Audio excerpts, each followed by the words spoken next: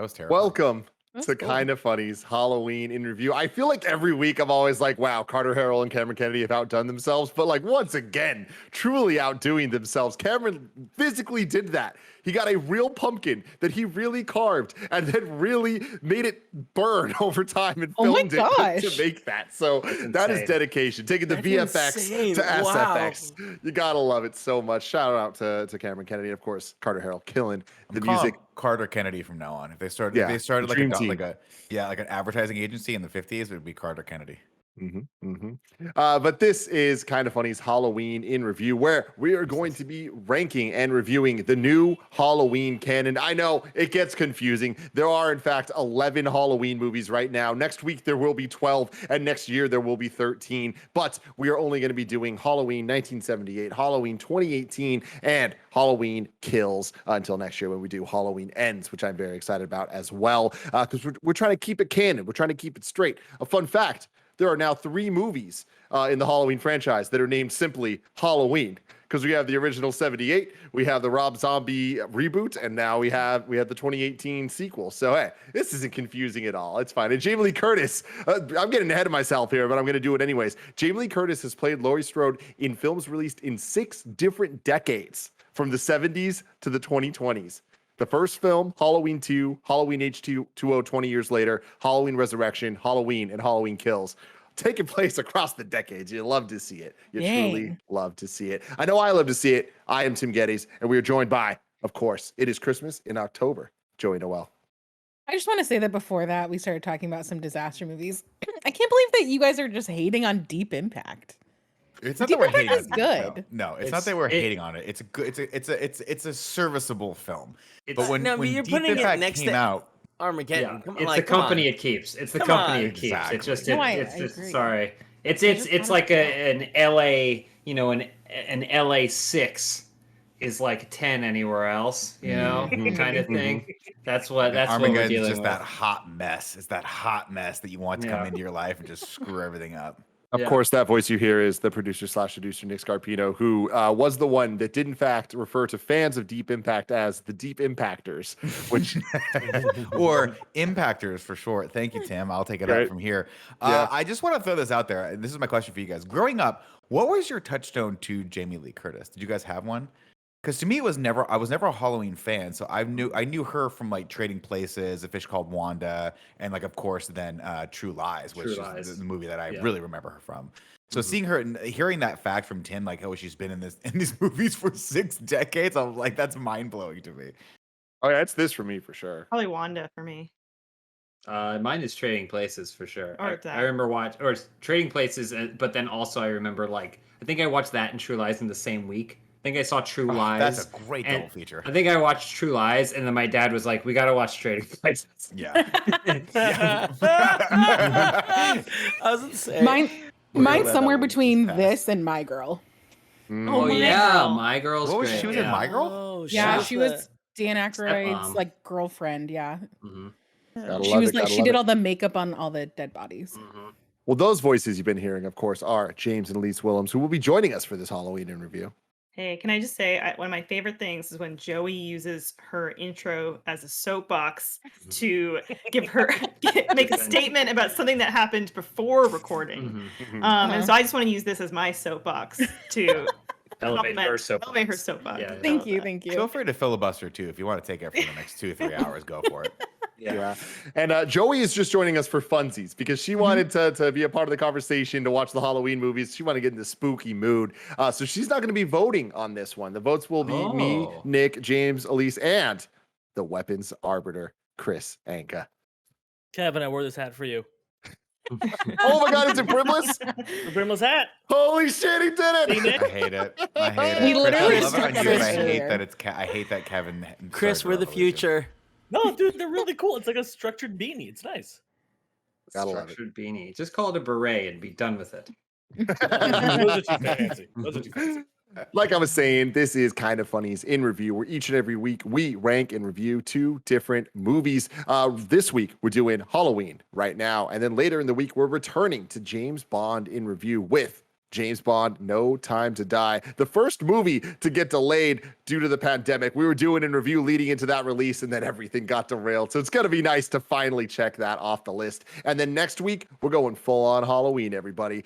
First, we're going to do Halloween 2018. And then at the end of the week, we are doing Halloween Kills, which I'm really excited about because James and Elise are actually going to come up to watch it in theaters with us. So that is very exciting. Very cool. And they're going to be recording from Kevin's house. We'll see Awesome. how it goes, but I'm excited about it. You can get the show on youtube.com/kindafunny or roosterteeth.com if you want to get it as a podcast. Just search your favorite podcast service for Kinda Funny in Review, and we'll be right there for you. If you wanted to get the show ad-free, you can go to patreon.com/kindafunny, just like our Patreon producers, Molecule, and joining the ranks, a new one for you, Pranksy. Oh, Pranksy. Shout out to you, Pranksy. Thank you for all of the support. Today, we're brought to you by stamps.com, but I'll talk to you about that later because we got to get into it. We're talking about Halloween. Like I was saying, there are 11 films in this franchise, which is crazy, but the current canon is Halloween 1978, Halloween 2018, and then the upcoming Kills and Ends. So that's what we're sticking with here. The original script titled the movie The Babysitter Murders and had the events taking place over the space of several days. It was a budgetary decision to change the script to have everything happen on the same day. Doing this reduced the number of costume changes and locations required, and it was decided that Halloween, the scariest night of the year, was the perfect night for this to happen. All fantastic choices, if I may say. Can I just chime in and say that I feel like most decisions were budgetary decisions. that was one, but I feel like just watching it again, first time in a long time, I was like, I feel like most of these decisions are budgetary decisions. I have a lot of facts about that, actually. A lot of really, really fun stuff for you. So the runtime is 1 hour and 31 minutes. You'll love to see it. I love that hour and a half mark for movies. Can we just go back to that? Can we just stick to that? You got everything you got to say in that time frame. It was released on October 15th, 1978. It was shot in 20 days, just 20 days stem to stern in the spring of 1978. A funny fact about that, though, is it's really hard to get pumpkins in the spring. Yeah. So they struggled. They struggled hard. The opening POV sequence itself took 2 days to film, and that was the most intense thing that they had to do for the whole thing, and was very difficult. 2 out of 20 days is a lot, and it appears to be a single tracking point of view shot, but there are actually 3 cuts. The first when the mask goes on, the second and third after the murder has taken place and the shape is exiting the room. This was done to make the point of view appear to move faster. In terms of days of shooting and stuff, Donald Pleasance, who is Loomis in this, did all of his scenes in only 5 days of shooting. Another example of just being in, being out, and done with it. The duration. Stand by this bush. Yeah. Now that bush. And I walk down the street kind of slowly, make bizarre choices. You gotta love it. This was directed by John Carpenter. Carpenter is generally recognized as one of the greatest masters of the horror genre. Most films of his career were initially commercial and critical failures, with the notable exceptions of Halloween, The Fog, Escape from New York, and Starman. However, many of his films from the 70s and 80s have come to be considered cult classics, and he's been acknowledged as an influential filmmaker. The cult classics that he has directed include Dark Star, Assault on Precinct 13, The Thing, Big Trouble in Little China. That's for you, Nick. They Live, In the Mouth of Madness, and then he returned to the Halloween franchise as both composer and executive producer for the 2018 Halloween. And like I just said there, he also composed the music for this franchise, which is just too damn good. It's too OP. And John Carpenter composed the score in just 4 days. And God, did they make use of it. That thing is relentless in this movie. It's great. It is great in how simple and almost, it's one of those where you're like, you want to talk about relatable, James? I feel like 2 days of tutorials on in GarageBand for me, I could knock this score out of the park.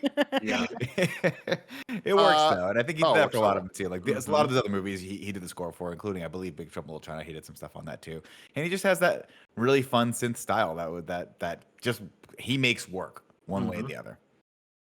This movie had a budget. I want y'all to guess. What was the budget of this movie? I'm gonna abstain. I know it. I saw it in trivia. $8 million. Chris Anka, what do you guess? I think I read it in chat as well. So Okay, no, James. All right, I'm gonna say $190,000. Oof. Oh, Close. jeez. Close. Undercutting it. $300,000. Okay. Halloween was made for $300,000. That is insane because all of the actors wore their own clothes since there was no money for a costume department. Jamie Lee Curtis was given $100 to buy all of her clothes that she wore Well, in the movie. Yeah. You know, it's Which is- also like Jamie Lee Curtis, Hollywood royalty, Tony Curtis, Janet Leigh's daughter. Mhm. It's like You can it does. afford. She probably was sneaking in a few extra. You know, she's not hard up, but it is kind of wild to think like they could have leveraged their daughter into like any production. I'm sure, but she was like, "No, I'm gonna do this movie." doing Halloween. Yeah, I read another fact that they had to add $25,000 to the budget on top of that 300 for Donald Pleasant because he was the only person that actually accepted the role. And they were like, we Oh. got him. They wanted Christopher Lee. They wanted a bunch of other people. And everyone was wow. like, no, we're not going to be this schlock. And he was like, yeah, I'll do it 5 days, $25,000. And yeah, that's what he ended up doing. And man, they put him in so many things that there are scenes that he's in that I'm like, I'm pretty sure this scene only exists because they needed to hit the 90-minute mark. Like they Well, needed yeah. another 3 minutes. There's a lot of that. It's funny you say that actually. The two things about that. One, with Donald, his character is so funny where there was a scene where he was supposed to call his wife and like kind of like update her on what's going on, and he refused to film it because he was just like, no, this character doesn't have a family and doesn't have a past. What the fuck? Makes Like, I that's don't such a- like. Oh, he was Blofeld. I'm looking at what Oh, else yeah. Donald Pleasance was Blofeld, in. yeah, for sure. And I forget, he was Greatest Well, he's Escape? in a lot of Halloween movies. Yeah, I guess so. That Yeah. ended up being a good franchise. Was he the president in Escape from New York? Does anyone know? That might have been him. Too. Don't I'll look it know. up.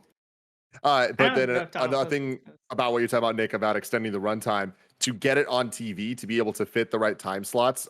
They during Halloween 2, they shot footage to add to Halloween 1 Ooh. to Hilarious. be able to get it to hit the right There's just, timing and there's stuff. like on 3 it. other murders. You're like, where did these people come from? Who are Yeah. you? Do we Yeah. have Everyone that's any introduced idea us.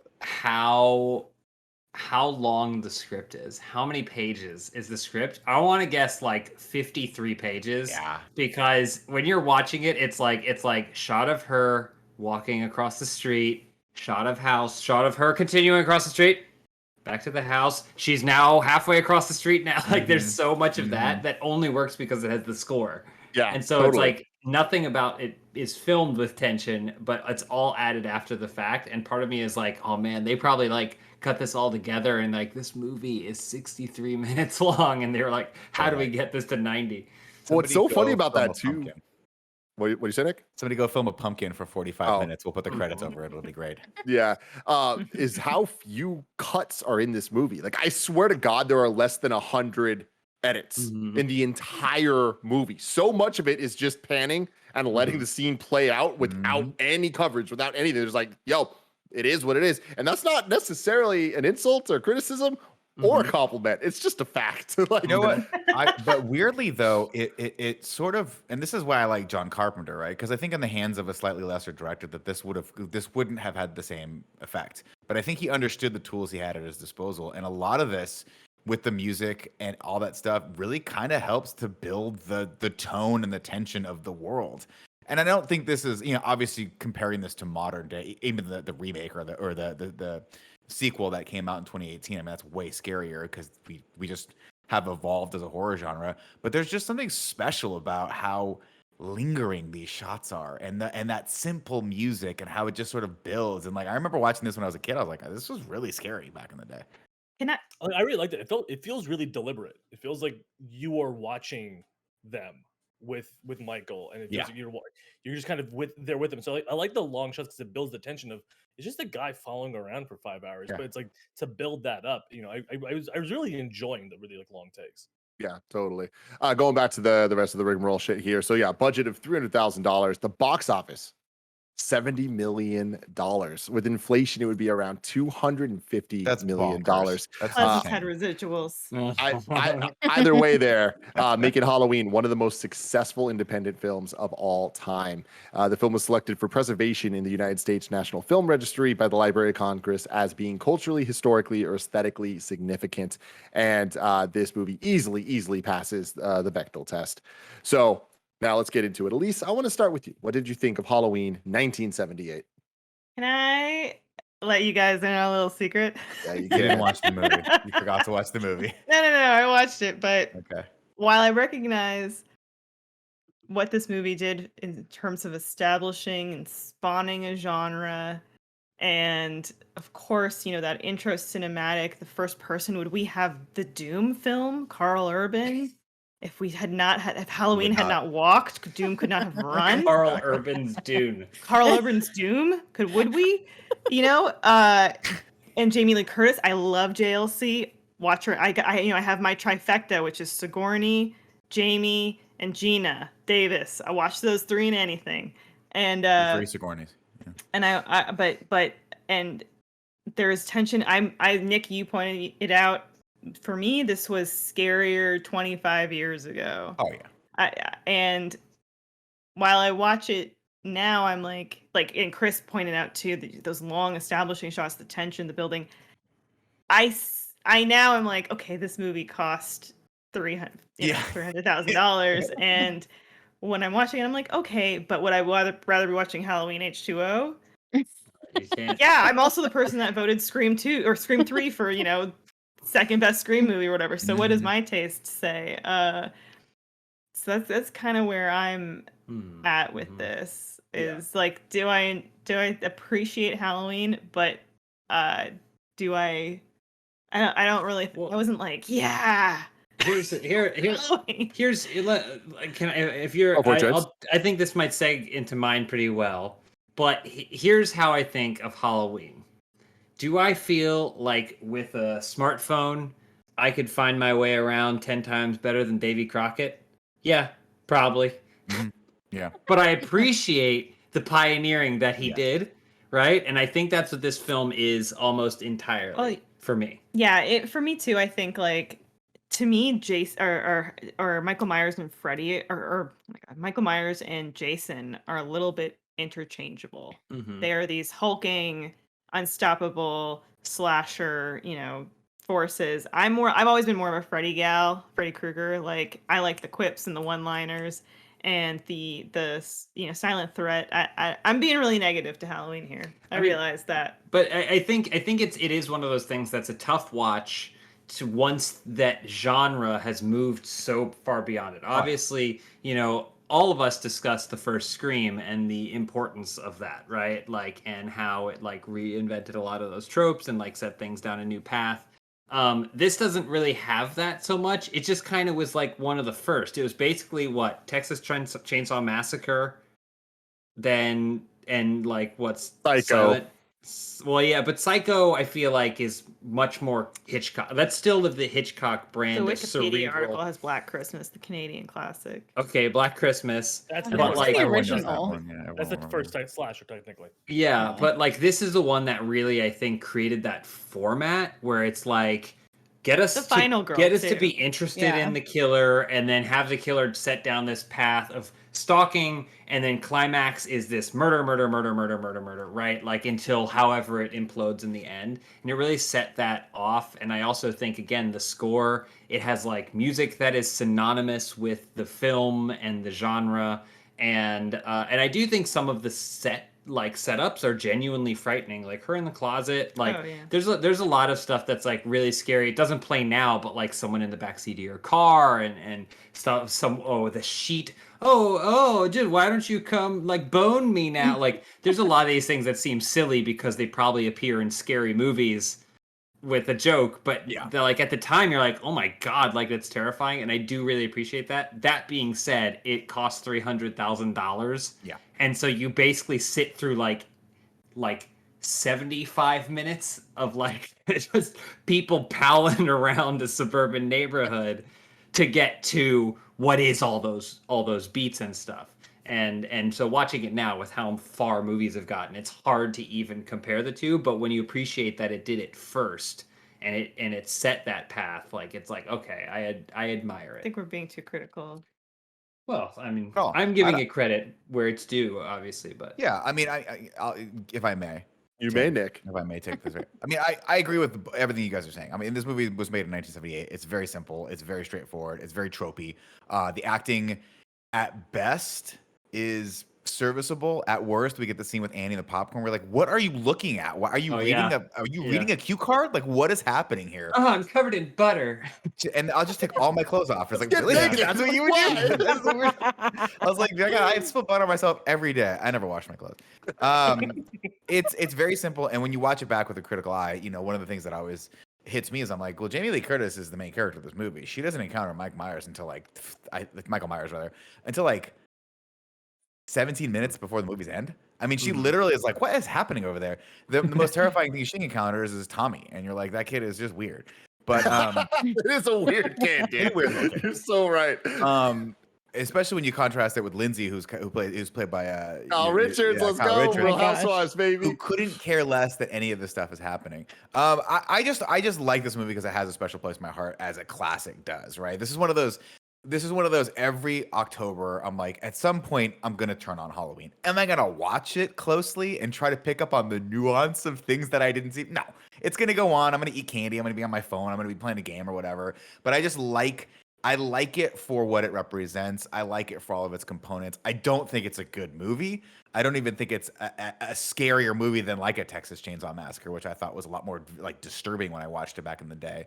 But I just appreciate what they were able to accomplish with that $300,000 budget, and I like its enduring legacy. Chris Anka. I think this is one of the few classics that actually still holds up. That and Texas are probably the two I think that still hold something, because I think both of them are early enough that they actually want to say something. And I mean, everyone is correct that this movie is dated at this point, but I like that there is. You can tell that Carpenter is trying to talk about something with like so much of this movie is just there's a weird guy in the suburbs, and that's kind of what's scaring everybody. Like he doesn't do anything for an hour. He's just sort of walking around.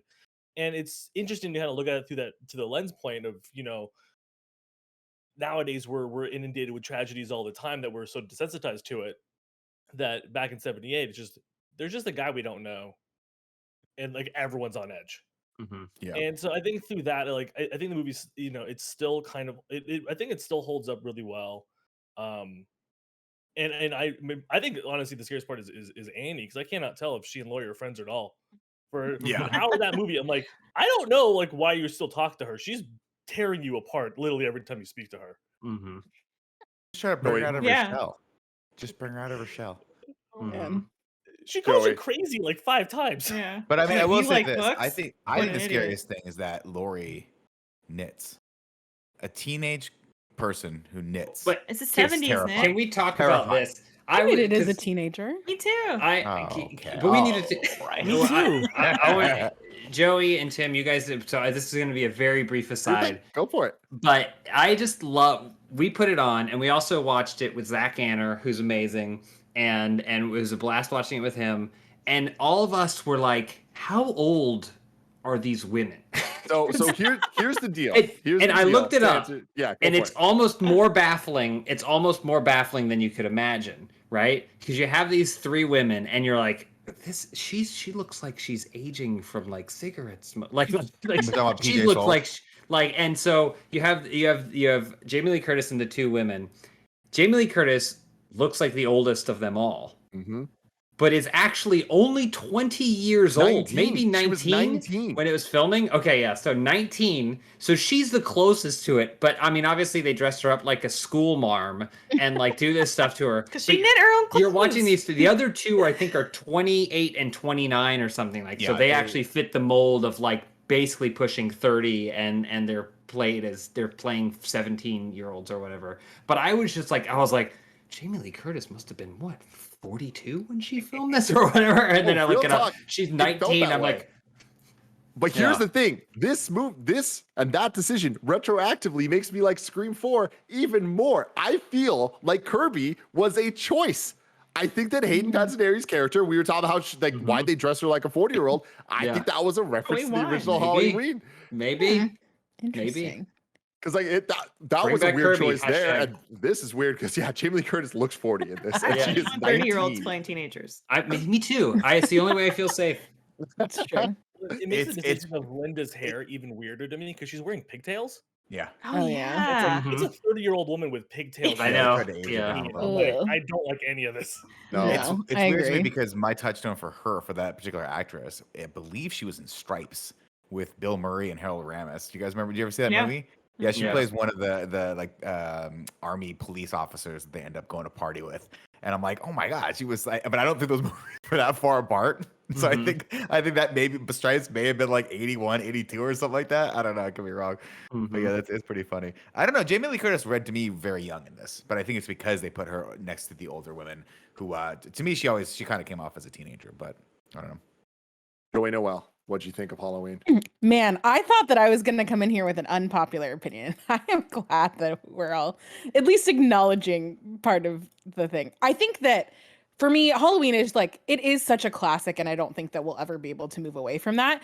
But I think it was really hard to watch us after watching Scream. I think watching them back to back just kind of showed how like simple it felt. Even just like the opening scene, I was like, man, that opening scene had like not a lot of tension or build, or like didn't like, it set up the movie but not in the way that Scream 1 set up that. And like, I understand that the genre evolves and stuff like that, so it's a totally different thing, but I was just like, there are so many things about the movie that I like, but I do feel like as a whole, it is like lesser than its parts.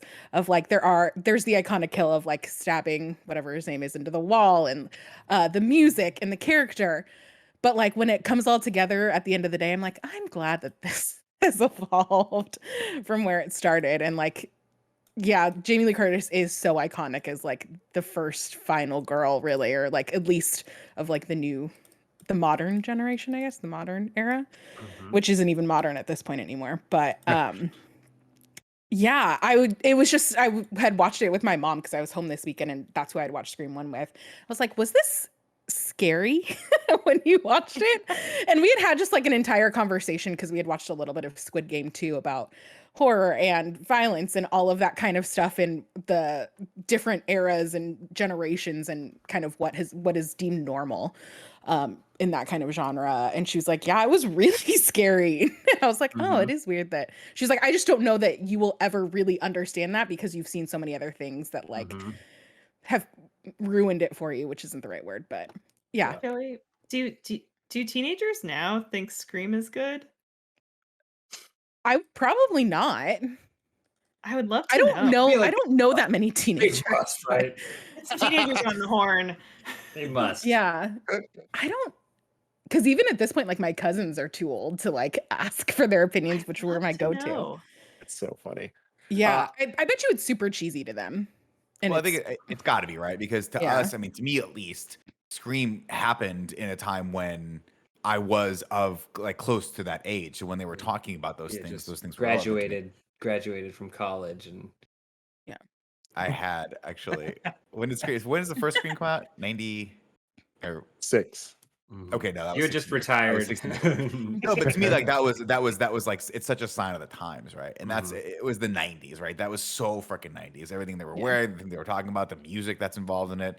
And that's the same thing with this film, right? It's very late 70s. It's a pioneer of a genre. So you're seeing the sort of the beginnings of something. But what I love about it is there's a lot of this movie in every horror movie that came afterward. And one of the things the scene that kind of sticks out in my mind is when Laurie looks over to the Wallace house, whatever, and it's dead silent, and she walks out and it's just still.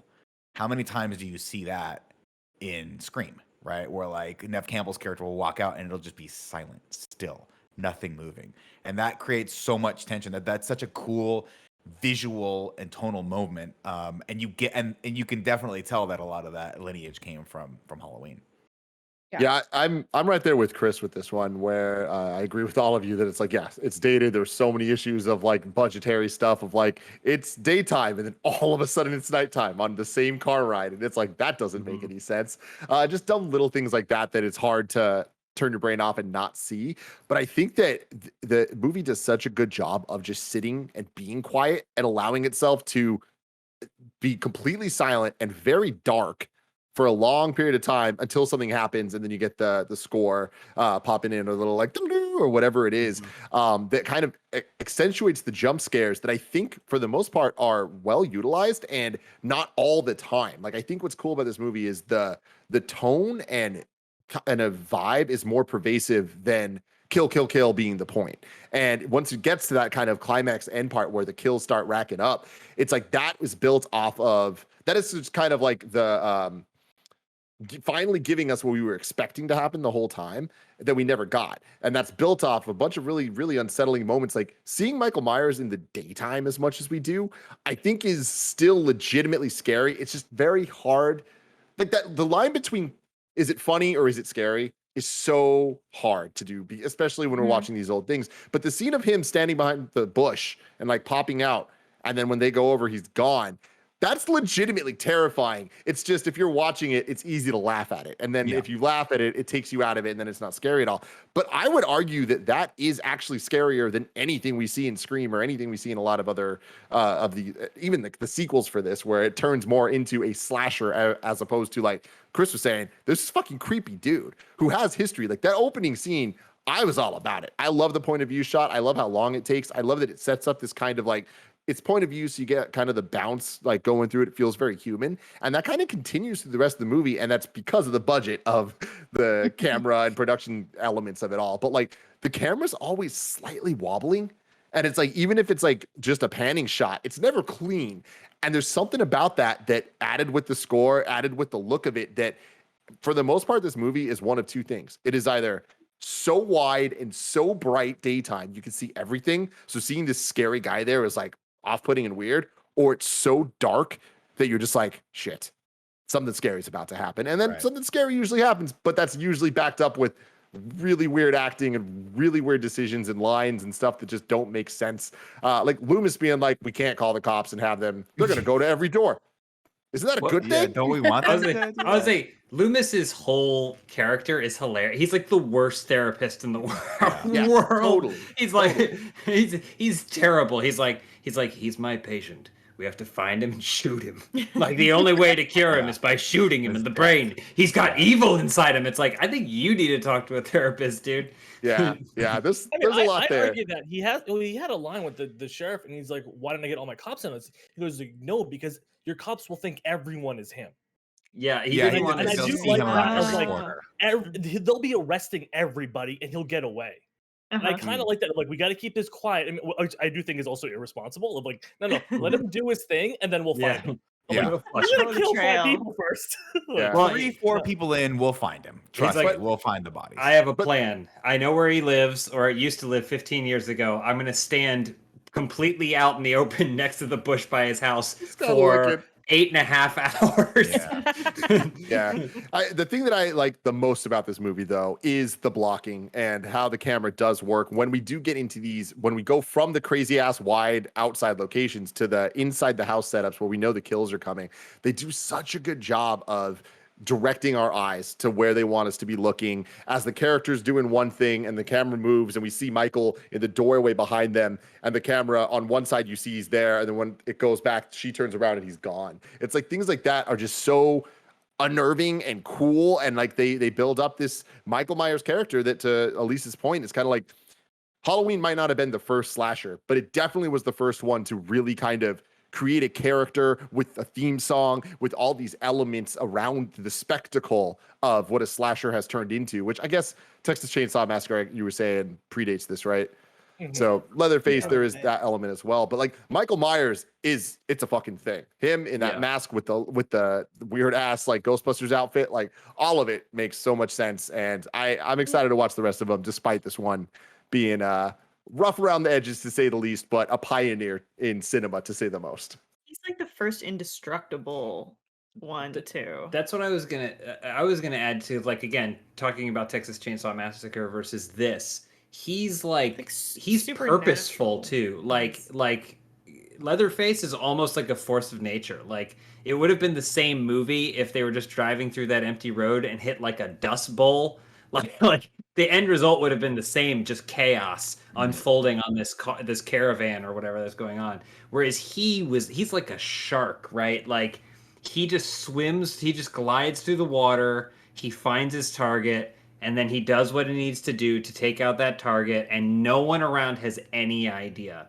And this, as soon as someone does, which is Laurie at the end of the movie, all hell breaks loose, right? Like, and I think that like he's kind of the first one to feel like that, you know, like such a purposeful, destructive thing. Before we get to the plot, go for it, Chris. I was gonna say, it almost speaks to the horrors of the time of Texas Chainsaw was Americana dealing with the fact that they can't go anywhere now. Like there are dangerous things out here. We have satanic cults, we have the Manson murders. So it's just you stumbled across this house that you think you have carte blanche over, and it's like no, they will kill you. Whereas the flip side of Halloween is those things that we have seen as other and away and are scary are now seeping into our neighborhood. Because I think what's scary about this movie is Laurie clocks him right away.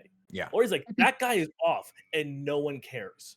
No, because nobody thinks it can happen. Nobody thinks there's any danger. When Laurie's running and screaming and bangs on that neighbor's house of like, and the neighbor turns off their lights. Like, nope, not dealing with this. And so a lot of it is like things are now seeping into our perfect neighborhoods. And because we're so apathetic and we choose not to care about it, that's how we're letting all this happen. And it could happen to you and you just don't know it's going on. Which I feel a lot like Sydney's built off that as well, where Sydney clocks things immediately and no one else is really catching up with her. Mm-hmm.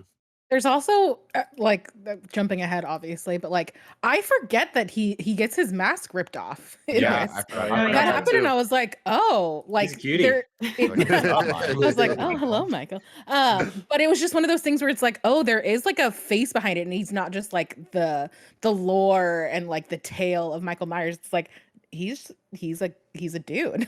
I kind of forget that because I feel like he gets thrown in with like the Freddy and the Jason and stuff like that. It's like, oh, you started as just this guy, and then you learn he gets all indestructible. Loomis in the later films pretty much he goes like he's born of the devil, evil incarnate.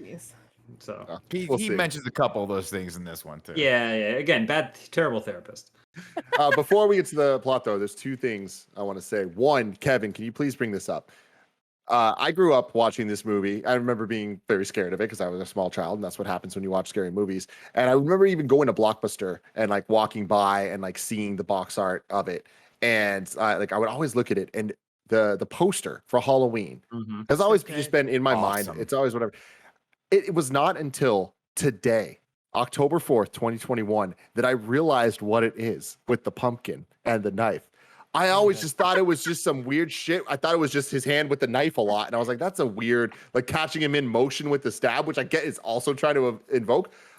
I'm an idiot. I am a fucking idiot because that is cool as shit. As a pumpkin. You thought he was just stabbing while also doing a Super Street Fighter move, so he had like shadows behind him. I thought that was a weird choice that they would do. Like it's a motion blur. Yeah, no. I never noticed that it like it's transitioning into it. Like why is like Animorphs style? Yeah, there's like a blade right here that I never noticed. The hilt of the knife is right there. A couple. Well, that always read to me as the stem from the pumpkin on top to that degree.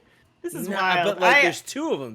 See, there's one here, and there's another one here as it transitions more into becoming a pumpkin. He is Halloween. Fascinating. I would love to follow like young Kevin and Tim when they went to the movie store together, and they couldn't interpret what anything on any of the box art was. You can just go to Turtles cover like, are these some frogs in a sewer? And then the next thing I wanted to tell you all is that these are our sponsors. We'll be right back. This episode of the podcast is brought to you by Stamps.com. If you've got a small business, you know there's nothing more valuable than your time, so stop wasting it on trips to the post office. Stamps.com makes it easy to mail and ship right from your computer. Save time and money with Stamps.com. Send letters and packages for less with discounted rates from USPS, UPS, and more. Joey uses Stamps.com all the time for all of our Patreon fulfillment, and she swears by it. Stamps.com brings the service of the U.S. Postal Service and USPS shipping right to your computer. Whether you're in an office sending invoices, a side hustle, Etsy shop, or a full-blown warehouse shipping out orders, Stamps.com will make your life easier. All you need is a computer and a standard printer. No special supply or equipment. Save time and money with Stamps.com. There's no risk, and with my promo code KindaFunny, you get a special offer that includes a 4-week trial plus free postage and a digital scale. No long-term commitment or contracts. Just go to Stamps.com Click on the microphone at the top of the homepage and type in KindaFunny. That's stamps.com with the promo code KindaFunny. Stamps.com. Never go to the post office again. Now that we're back, Nick, let's get to the plot. Please tell us the story. Hey, Joe, please tell us the story. Halloween, 1978. Death has come to your little town, Sheriff. You can either ignore it or you can help me stop it. Hey, Tim, hit me with that dope-ass fucking click track. Oh my God, it's happening, dude. You gotta love it. Beep, beep, beep, beep. We get the best intro for anything. Iconic right off the bat. The click track with just the theme, the Halloween theme, the jack-o'-lantern as it's just coming closer, closer, closer, closer, closer, and then we see directed by John Carpenter. Well, we see Halloween, and then we see directed by John Carpenter, and the candle inside the jack-o'-lantern blows out. Darkness. Incredible. You So can do perfect. a club night just with Halloween soundtrack music. Oh, fucking They're yeah, all dude. bangers. Especially once we get to the next movie, it is a banger. We open back up on two kids and they are making out on the couch. And I don't know, maybe it's just me, guys, but I feel like maybe he was going for some sort of theme of horny teenagers. Did you guys catch Oh, yeah. this at all? No, I Did don't you think guys, so. anyone catch No, this? I don't think so. Well, Not Tim at all? didn't say Okay. the original title was The Babysitter Murders. Oh, babysitting's the problem. It's exactly right. So if you get, the problem is these kids are horny. They're Man, so they are horny. all Everyone on is couches. horny. Like, it's so funny that Jamie Lee Curtis is the only Not non-horny horny. entity in this entire movie. Even the Let's cop look. dad, like, I don't think, and correct me if I'm wrong, I don't think he says or does anything overtly creepy, but like, he is fucking creepy. Like, every single thing about him, I'm just like, I don't trust Yeah, you, I didn't Mr. like that. Sheriff guy. Well, Isn't so that with all of these movies though? Because isn't that Friday the 13th too? That they're all super horny too. yeah, I mean, anytime there It's was much more bigger teenagers, deal on Friday. Yeah. yeah, they were always banging and they had to be punished for that. Although I did read a piece of trivia when I was watching this that talked about, they asked John Carpenter about that. So because obviously, like, and they even talk about it in Scream, right? Or like, I think he says the virgin. Maybe that wasn't one of the rules in Scream, but it's the trope of like the virgin always lives, right? Yeah. And so obviously Lori is the one that's chaste in this. She doesn't have a social life. She doesn't have a boyfriend. They bring up the concept of her going out on a date to the dance the next day, and she's super like, awkward about it, or insecure about it rather. And they were like, so was that, people have asked him over the years, like, hey, was that like purposely done? Of like, are you trying to make a statement that people who are virgins are like more virtuous than people who have given up that virtue? And he goes, Lori spends the majority of the film, like once she sees Michael, taking something and stabbing it into him in a very phallic way. And he goes, Lori is actually the most sexually frustrated of any of the teens in here. And that came, he's like, I wanted that to come out with her like killing Michael. He's like, and I was like, okay, that's weird. That is not the read I got on this, but hey, that's apparently what he said. Anyway, we start two kids making out on the couch. We got Judith's boyfriend. He's like, are we alone? And Judith's like, I don't know. Michael should be around here somewhere. I'm like, you're doing a horrible job babysitting your younger brother if you don't know where he is. Then they head upstairs, and the PO shot looks up into their window, and we get the first stinger of the night. I can't do it, Tim. You got to do it. You got a higher pitch. Yeah, the than I voice do. cut out there. Sorry, Oh, yeah, yeah. it's not going But to happen. we know what Just you're talking imagine about. it's the stinger, Yeah. the iconic stinger. And he sneaks up there. Judith's boyfriend, presumably. So they go up to the room, and then Michael goes inside, right? And he kind of stalks the house. And then Judith's boyfriend, presumably having just prematurely ejaculated, leaves 15 seconds later. And Michael climbs up the stairs to Judith's room and puts on a clown mask. And that's where we get that first cut there. It was like, and we get the clown eyes that are peeking through.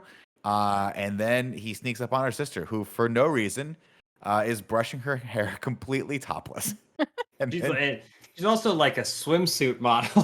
dude, and It's he mobility. It's, Mhm. is that what it? I mean, I guess You don't get it Those stuck fire anywhere. jeans. it's Fire just jeans. one of those things where I'm like, I guess I could argue that it's she just finished doing the deed, but then also That was my read. your little brother's floating around here somewhere. But Like, she don't give a shit. We don't established give a that she don't give fuck. a shit. Anyway, Michael sneaks up on her and he stabs her, and she turns around. She goes, "Michael, ah!" And then just slowly kind of like rubs her hands everywhere, and you're like, I don't know what the direction of this scene was, but I can't imagine there was a misdirection somewhere in this. But he just slowly stabs her to death, and she falls to the ground with the worst blocking possible.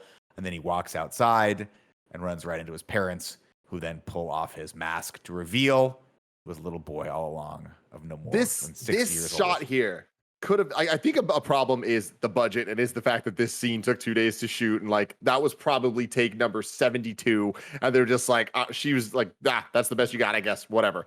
But I hate the final shot of the little boy coming out, which is I love creepy as fuck. I love that. I hate the parents coming out, and if it was only him being stoic and just standing alone, that'd be fucking creepy. It's bizarre that the parents are just standing there. Yeah. They just stand there staring at him. Staring at him for way too long. It's like there's no Yeah. movement, there's no talking, there's no questioning, there's no like, do you have a fucking knife? They just kind of look at the knife and are like, and it just holds for Forever. 20 seconds. Like, Interesting. I feel like this is the kind of thing that if you saw it in a theater in 1978, you'd be like, "Oh shit!" It's like it's almost like a diorama, but like we have effects and we have things that you could do now that like you could do something cooler. Like a crane is cool, and I'm sure John Carpenter is like, "We got a crane, let's use it," and he used it. yeah. But it's like you have to figure out the purpose of that, and the goal is to get to that last shot. It's just, I think this is one of those things where the time has changed our perception on how movies move and look and feel.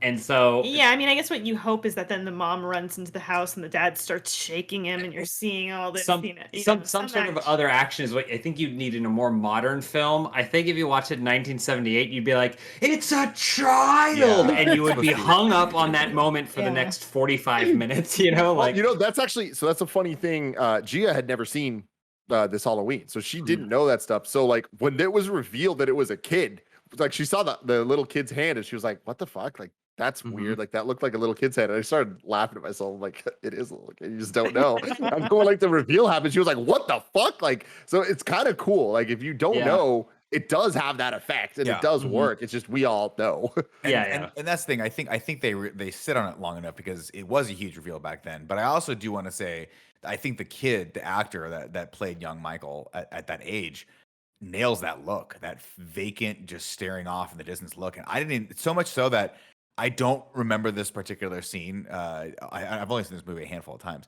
so I didn't remember this scene. I kind of knew it was coming, but couldn't picture it. And I was locked on with this kid's eyes. I was like, "Holy shit, this kid!" I didn't even know the parents were looking at him until you guys just told me, which is crazy. Go back and watch it because like he fucking kills it. The parents are weird. It's like that one time I read a piece of trivia. It's like you can see a camera in Predator. I'm like, now I can't watch Predator ever again. Well, it feels like an SNL where it's like pause for applause. It's like stand there so everyone in the audience can freak out. Like don't talk over the audience. Yeah. Did you the read one that? thing that takes me out of this scene? Sorry, the one thing that takes me out of this whole scene is when he starts stabbing his sister, and the eyes look at the hand so you can see the knife. It's like I get it for blocking, but it's like such an unnatural. Like, let me see what my hand's doing while I'm stabbing my sister. like I gotta clock the doing the thing I wanted to do. Okay.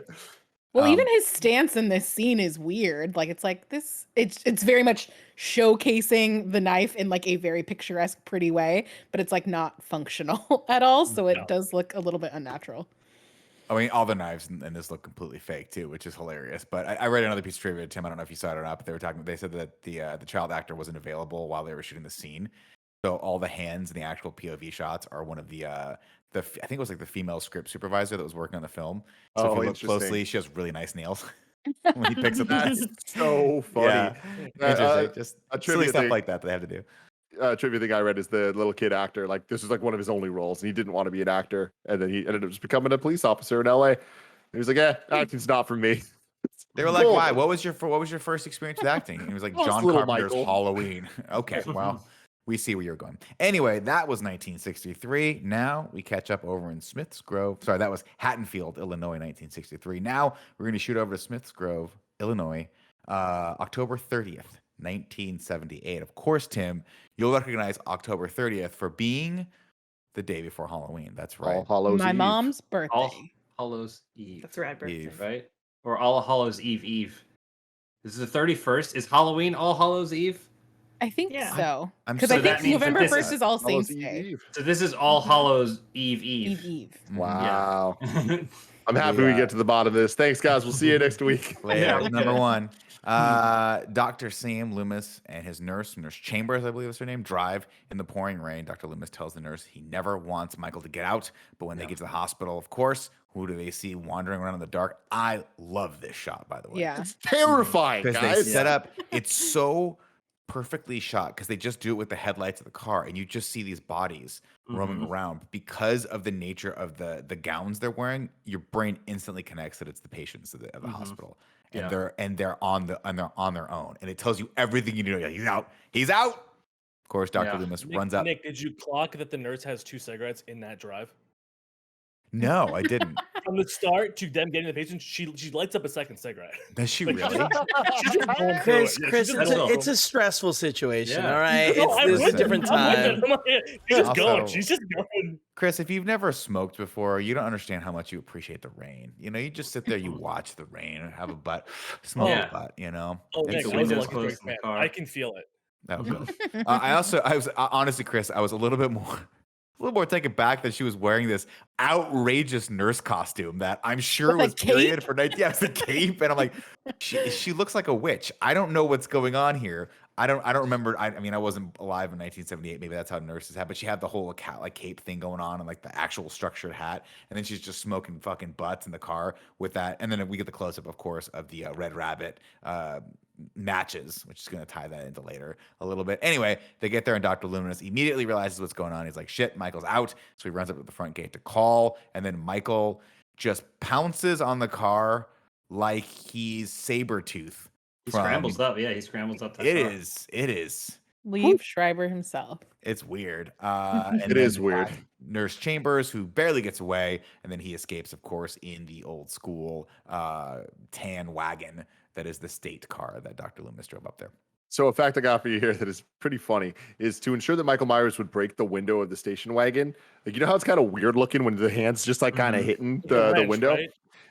It's a wrench that was painted skin color to like break the window. Oh, that's cool. That's really cool. They didn't paint it well enough because I saw the wrench. I didn't notice it before. Yeah, I'm like, oh, really. there's a wrench about to hit. Yeah. Yeah, this is another movie that watching in 4K does no favors. Yeah. No favors at all. It exposes Yeah, it's so the much same shit. Of course, as Michael makes his way down the street and Dr. Loomis watches, he turns to Nurse Chambers and says, "The evil is gone." Over in Haddonfield, it's now Halloween. Laurie Strode leaves for school, and her father reminds her, "Hey, don't forget to drop off the keys under the mat at the old Myers place." Tommy, of course, catches up to Laurie and asks if she's coming over tonight to babysit him, and she says, "Sure thing." And then Laurie tells Tommy that her father is going to sell the Myers house, and Tommy tells her all this is a bad idea. And quote, "We are inviting chaos into our life, Laurie. And you and I both know that this is not something you want to deal with, right?" He didn't say that. Tommy is an idiot. But we all know this is a bad idea, and everyone should leave town immediately. Laurie does it anyway, and we see Michael watching from inside. And this is the first time that we get the hint of the breath, which I think is another iconic sort of thing that adds to the tension of this film. We could hear that deep breath from behind the William Shatner mask that we're about to see. I love that nobody at any point explains how he got the mask. I don't need to know that. Never tell me. No, they do. Do they? Yeah. The hardware He store? broke Is into it- a hardware Oh, store yeah. and stole a Halloween mask and a Okay. knife or whatever. Okay. A I few remember Which that. is great. And rope. Which is great because they explain that later on in the movie. Like, there's been several scenes since. So the implication is that, like, the alarm, they arrive, it's when the two girls are driving by and they're smoking pot. And they come up on their dad and they're like, "Play it cool." I'm like, you're gonna roll down that window and he's gonna get hotboxed. Bro, But the alarm is still going off, and I'm like, that alarm has been going off for the last 12 hours. Yeah. He's been in He got town there. since the morning. he got there early. Yeah. One of the funniest moments about this the production of this movie and like weird calls that they made was that this young child has been hospitalized since he was 5 or whatever. Mhm. He's Mhm. now much older. Obviously never learned how to drive. So easily drives away, and that's kind of weird. And we're all Yeah. watching this as adults. Like, that's a weird thing that kid knew how to drive, and we're all thinking about how that could happen. The movie points it out. They Yeah. do a job to be like, how did that happen? But they don't ever really explain it. Like, Well, I love that they double down as like, no, we know too, but we don't have an answer for you. Well, doesn't Loomis say, "Someone must have taught him"? Yeah, Like, he does. I think there's like a Somebody throwaway must line have where he taught goes, him. "Someone must have taught him," and I'm like, all right, we should That's hope just so. so They fucking addressed, weird. they addressed it in In- Halloween 6, I believe. Really? Oh my in Halloween, the gosh. Curse Yeah. of Michael Myers, they provide a retroactive explanation to the question. No. What's the explanation? Do We we know what watched the it. explanation What is? was Do you know what it Or is, what- Chris? Yeah, it's the other therapist.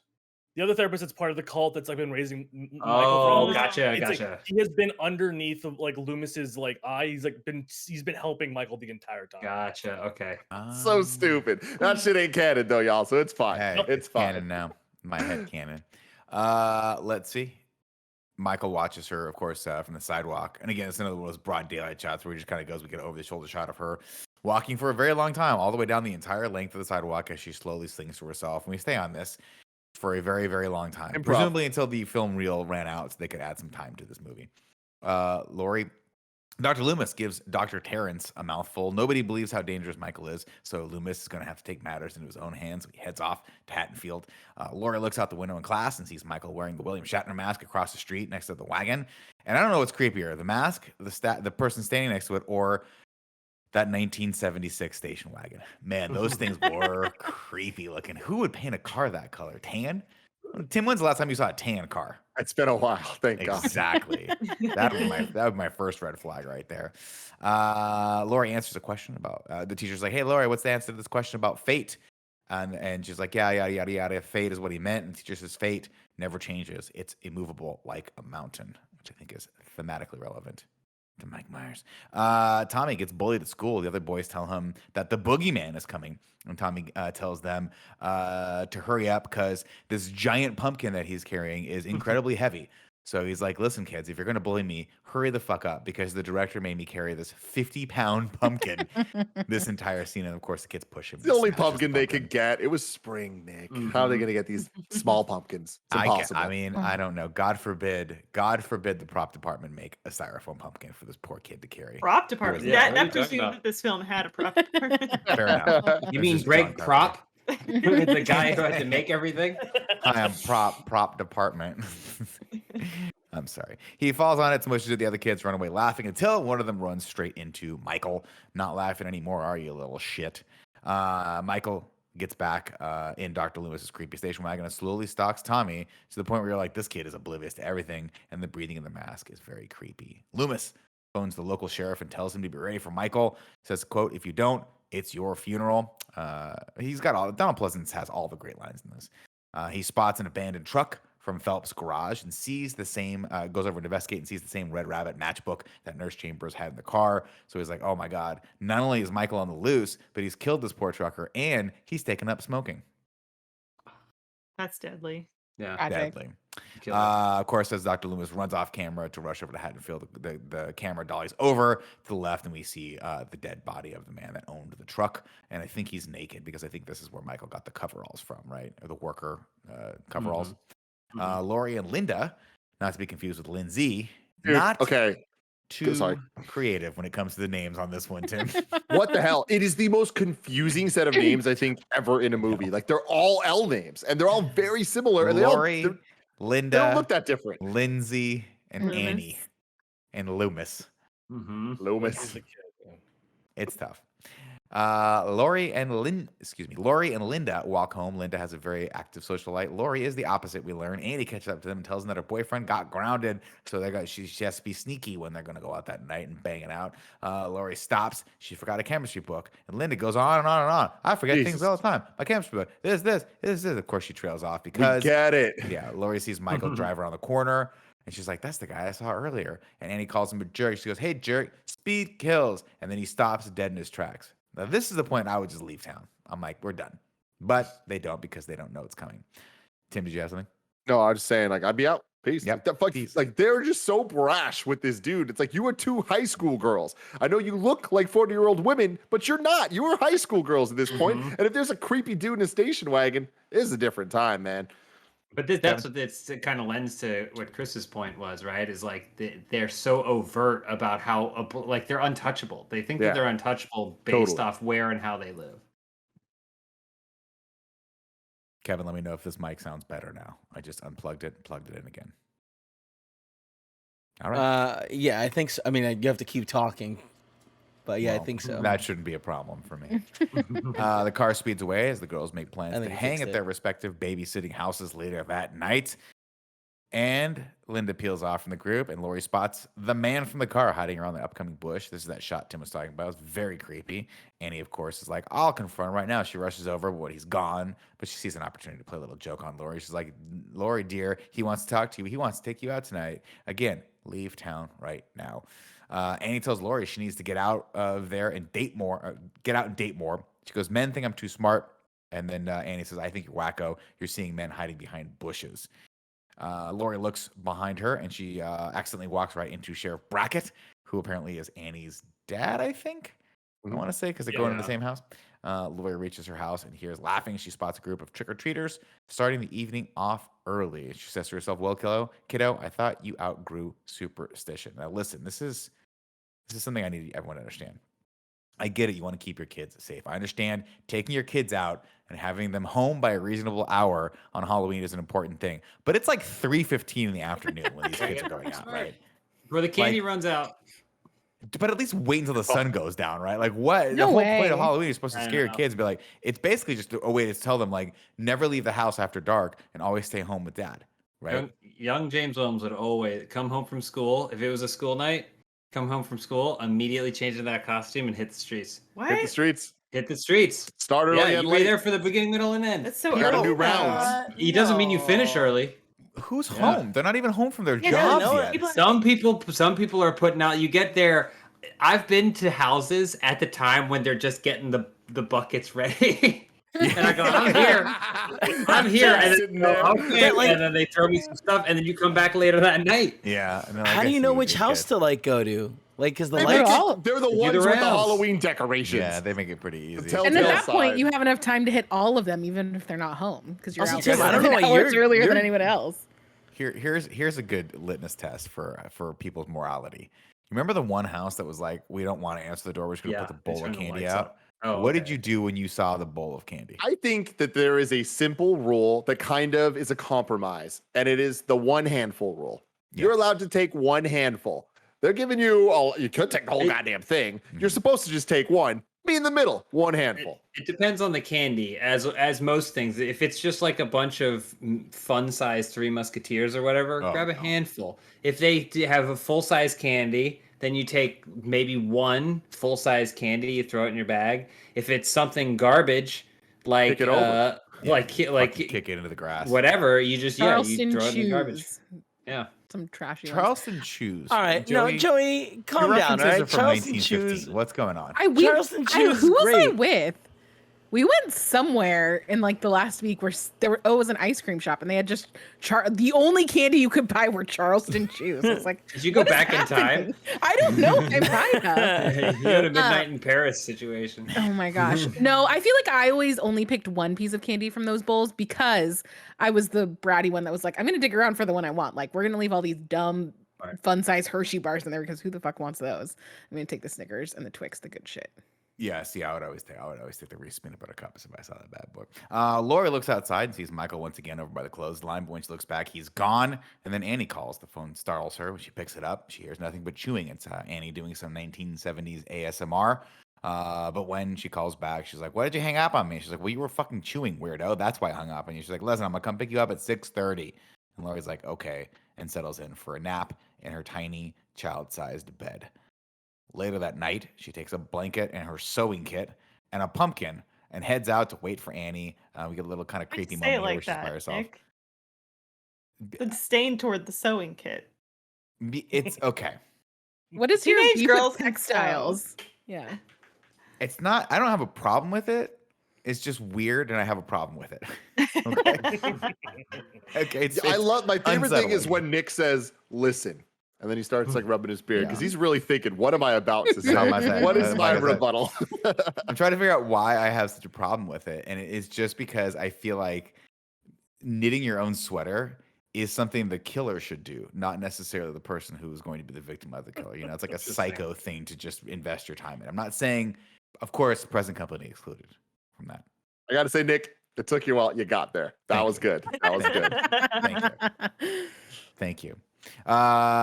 Did anyone else not catch the fact that Lori sleeps on a bed the size of a fucking small dog? Yeah, I did. Yeah, and what is did it? not. She has a poster in the background for some artist or whatever, and I was like, "Oh, John Carpenter must be a fan." She has like the weirdest teenage girl poster. It's this artist Ensom something or whatever that like only does macabre skeleton art or whatever, and she Yeah. just above her dresser has like a self portrait of him, and I'm No. like, who is this? Like, no one wants to be with you. Laurie Strode, the real character, would have like an Alex P. Keaton poster. That would be it. Mm-hmm. That's Well, the she timing also doesn't had really like mix up on that Raggedy one. Ann dolls, I think, on her dresser too. And I was like, Yeah. huh, you seem Kevin, a can little you old bring for up that, this but bed Yeah. because I think it's the creepiest thing on the planet. When you get a chance. How You small want me to is this find bed? it, or Tiny. do you have it?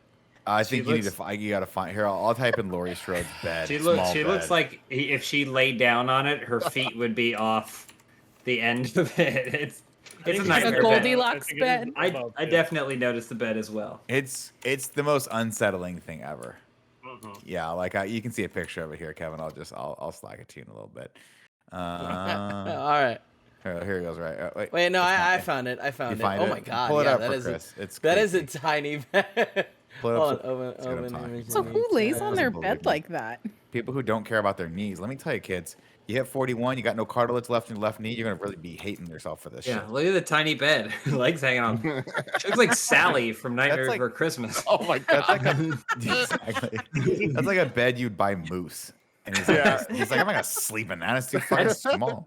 That's the The kind Michael of bed Scott bench. when you get like an Airbnb and it's like can sleep 8. There's ultimately going to be one of those rooms Yeah. that has that in it, Yeah. and that's supposed to be for 2 people. You're Yeah. like, what? Let's see. She gets picked up by Annie, and Annie's like, you know what we should do before we go watch these stupid fucking kids? Let's smoke a little bit of a And drive a doobie. car. Oh no. And Lori's like, we can't smoke a doobie. And she's like, oh, yes, we can, because we're going to drive this car for the next 4 hours until the sun goes down. Yeah. Hey, there's my dad. Maybe we should pull over and say Yeah, hi. why while don't we we're pull over and stoned say out of hi our to gourd. him? He's a cop, by the way. Yeah, the only cop. He's the only cop. And man, yeah, he's riled up too because, of course, as they go by him, he's attending to a break-in at the hardware store where somebody has stolen a knife, a Halloween mask, and apparently some rope. I think he said rope, and I'm like, oh, He did say rope. I don't Was the remember rope Michael used having any for rope. anything? No. I would It's hang- probably maybe, related like, to use it with the cemetery bodies. visit. Well, he also like Oh. strung up the bodies at the very end for Laurie, and like I'm going to talk about that when we get to that. Like Yeah. masterful, Halloween haunted mansion Right. like layout. But Yeah. like the bodies are like rigged up in ways to like fall Yeah. down as a 'Cause one, like, like- rope. Yeah. holder. It's Yes, cool. Yeah, because one does Pull go out like, the great hanging stuff. down. Mhm. Yeah. We get another shot before this. Actually, I skipped over where Dr. Loomis just goes to the cemetery just to visit the grave of Judith Great. Meyer. No, this is a great scene. That's the cemetery guy, the gravekeeper. Yeah. He's like, let me tell you a story. You think that's weird? There's some other thing that happened on the street.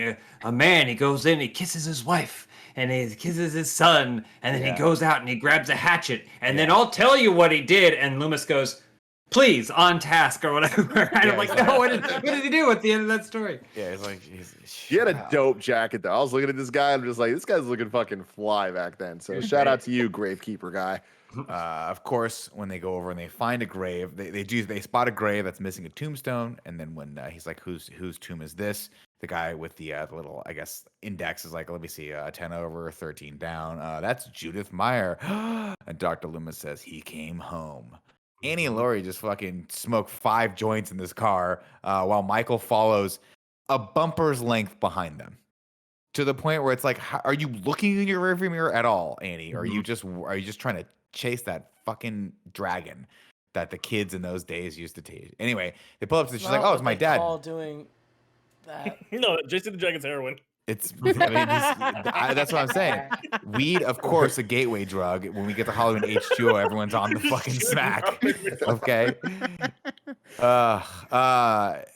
Again, kids, don't smoke weed. Don't smoke weed. I mean, if you're gonna smoke weed, don't smoke weed while you're driving the car. If you are smoking weed in your car and you see your cop fucking dad, don't pull over. Just turn right. Oh way, yeah. Because this is how this scene would have gone in real life. Pull over, hide the joint. You want me to hide the lit joint? The joint that's still on fire. You want me to hide that? Okay, cool. Let me just stuff that in my pocket. Pull over. Window goes down the slightest bit. Dad goes, "Are you guys smoking weed?" Yeah. Because it fucking reeks smells of like weed. weed in here. Nick, Yeah. there's like the thing is, but what you're forgetting is everyone had smoked a pack of cigarettes back then, right? So like they couldn't smell anything.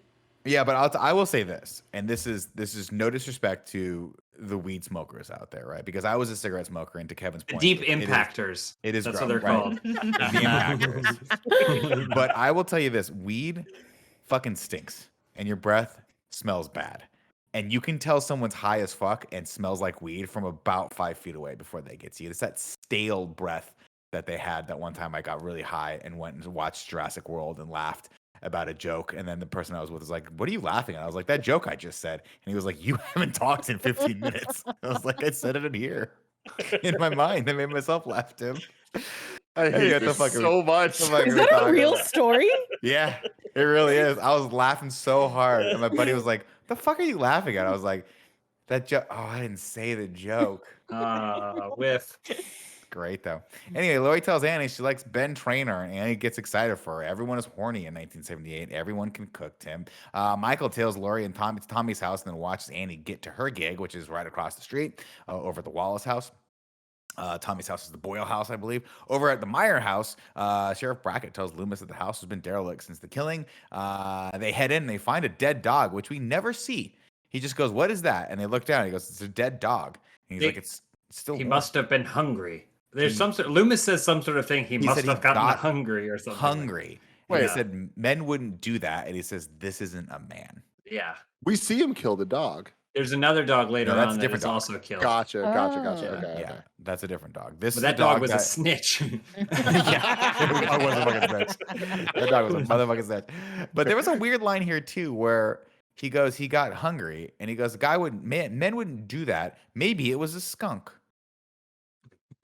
And I'm like, a skunk took down a dog, like, Yeah. and then ate it? Is this skunk? What the fuck happens in this town? Is this anyway? They get up to Lori's room to investigate further, and just a random thing crashes through the window. I don't Yeah. understand this. I'm like, okay, I guess it got blown through by the wind. No wind that night, by the way. Dr. Loomis freaks out and pulls out his revolver, and then the sheriff's like, and he goes, "Don't worry, I have a permit for it." And then he proceeds to tell him when he met Michael. He goes, "I met Michael 15 years ago when he was 6. And even then, he had the devil's eyes. I spent 8 years trying to reach him and then another 7 trying to keep him locked up because I realized that what was living behind that boy's eyes was purely and simply evil." That Dr. therapist. Yeah, bad, terrible. He's like, "And you're a therapist, right?" So the Yeah, sheriff, and he goes, "Yeah. Oh, and you're a cop. Did you not smell the fucking weed from your daughter's car? I was 2 Yeah. blocks down. I smelled that weed." And the guy's Yeah. like, "This, give her a fucking break, dude. She's a straight A student, and the pressure in 1978 is mounting." Mhm. It's just so impossibly horny too. It's like just leave Everyone her alone. is so she's so horny. The second anything splashes on her, she gets naked. We'll see it a little bit. I could have gotten way worse with that, Tim. You know I could. I'm proud of you Loomis for not. tells, yeah, thank you. Dr. Loomis tells the sheriff he's like, "Listen, man, you got to hang in here and wait for. I'm gonna hang here and wait for Michael." The sheriff was like, "What did I put on an APB?" And Dr. Loomis is like, "No, if you put on an APB, your men will see him around every corner." And then he goes, "You know what? It's actually not that serious. Just tell your people, like, just kind of keep a casual eye out, right?" Mhm. I'll The hang up sheriff's at like, this "Oh, cool. bush. Yeah, I'm just gonna till the sun hang goes here. down. And if a group of children come up, I'm gonna ward them off from this house forever and terrify them." Over at Tommy's house, Tommy asks Lori what the boogeyman is. Annie calls and delivers some of the worst acting I've ever seen in my life. And this is the scene where I'm pretty sure she was reading off a cue card, or this was the first scene she ever filmed as an actor. We get introduced to the young Lindsay Wallace, who's watching TV on the couch. Little does she know that in 30 years, she will be on that TV, Tim, as And herself, Kyle Real Richards. Housewives of Beverly Hills, baby. I'll never forgive you, Kyle, for what you did to LVP. You know what I'm talking about. Yeah. Chris and Joey. All right. Show some goddamn respect to Lisa Vanderpump. She didn't send the shit to Radar Online. That's all I'm saying. But Kyle, Bullshit. I'm excited to see you in this movie. God, I hate what you've become. It is strange, Kevin, because the farther he drifts from us, the closer you and I get. You're welcome. Is it worth No. it? No. That That's was what a he's mad lie. about. Annie tells Lori she lined up a date for her with Ben at the dance tomorrow, and Lori's like, "No, you gotta call him back." That's right. And then Tommy spots Michael across the way and points him out, but Lori's like looks and there's no one there, and she's like, "Tommy, stop eating all that candy. It's rotting your brain. TV rots your brain." Annie spills butter all over herself, and she immediately takes off all of her clothes and strips down to just her panties and her very high socks. And I'm like, I don't know. It's weird. It's a weird thing to do when It someone was else. the style at the time. Yeah. Oh, I'm not. The style is not what I'm worried Panties and about. high socks. The full butt granny. Yeah. If the 70s were one thing. Yeah, they were strange, but it was just she's oddly familiar at this house. I mean, let's go around the table. You guys are babysitting. It's a gig, right? You spill something on your I shirt. take my pants off. Everything, right? That's Well, not always only the would I answer. not only would I take all my clothes off, but I would put on the shirt of the man Yes. who lives there. Yes, the work shirt, right? Which Mhm. is looks synonymous with someone you just slept with. But she's like, I want to throw this on. Can you imagine if the parents came home? How do you explain that? If you're the dad. And she let's does it in see. the kitchen, Yeah, just which is straight- really immediately. weird. Instead of She going to also the goes outside like Yeah. this. She like goes out into the street where Yeah. other people Well, she- are. Yeah. She throws a little, towel over her, but like bare legs still. yeah. And Do no one in the you- neighborhood gives a shit. Do you think that she's a time traveler and she was dressing up for Halloween like Tom Cruise in Risky Business? Ooh, Maybe. No. Ooh, good question. Joey, good you should question. post that in Reddit fan theories. I'll get Uh, on that. Outside, of course, Lester, the dog, spots Michael and starts to bark until Michael gives him a little bit of the business end of that chef's knife, and we get a horrifying scene where it's just Horrifying. the dog's leg slowly losing its life and then floating down into the oblivion. And I'm like, whoa, that was a shot we put in this movie. Tommy and Lori watched the original The Thing on TV, and I love this. Tim, why? The movie that Tommy and Lori are watching is The Thing from Another World from 1951. John Carpenter would go on to direct The Thing in 1982. I also really enjoy this because it's cool with them watching the horror movie. It's similar to in Scream, them watching Halloween during a lot of the kills, and then in Scream 4 when they're watching Stab 1. Yes. There you go. Yes. Tommy and Lori, as they're watching that, Tommy tells Lori, the boogeyman is real. And Lori tells him to grow the fuck up. Annie heads to the garage to wash her clothes, but the light is burned out. Michael locks her into the washroom, and she calls out to Lindsay to get the to get the phone. And again, another bang up job by the actress here. Lindsay finally answers, and it's Paul looking for Annie. Lindsay's like, she's here, and then hangs up on Paul. And Paul's like, what? I would have waited. And then she heads to the laundry room to find Annie, who is not dead, but stuck in a window. What is this? Like, I understand what it had to be, but the way this is shot is so funny. And her foot is like stuck in this thing. Yeah. It's like, how are you stuck? Just move your foot. Like, I understand you can't see and it's a little awkward, but like, what is little Lindsay gonna do to help you here? Mm-hmm. I think it was supposed to be like sexy because of the suggestive nature of it. I don't know. It just comes off weird. It was weird. Yeah. It might be there's a lot of bad stuck performances out there on the internet. This might be the worst one. Yeah. It's pretty bad. I don't know, Joey. Of course, she is stuck in the window. And at this point, I would actually, if I were the parents, I would have hired Lindsay to watch Annie, not the other way Yeah. around. Because I'm like, kids, this is what your brain looks like on drugs.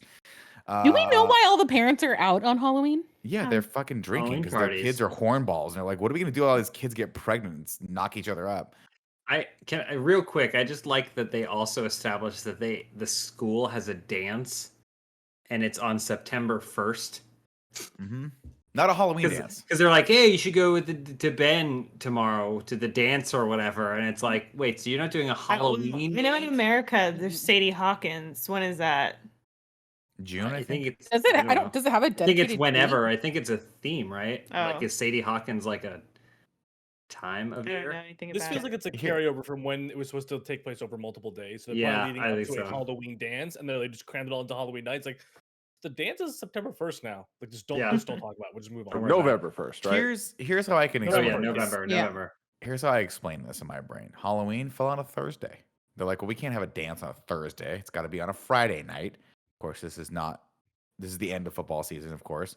So like, cool, we can have the dance on Friday night. That's what's going to go. That's why all the parents are partying on Thursday because they know their kids are going to knock each other up the next day.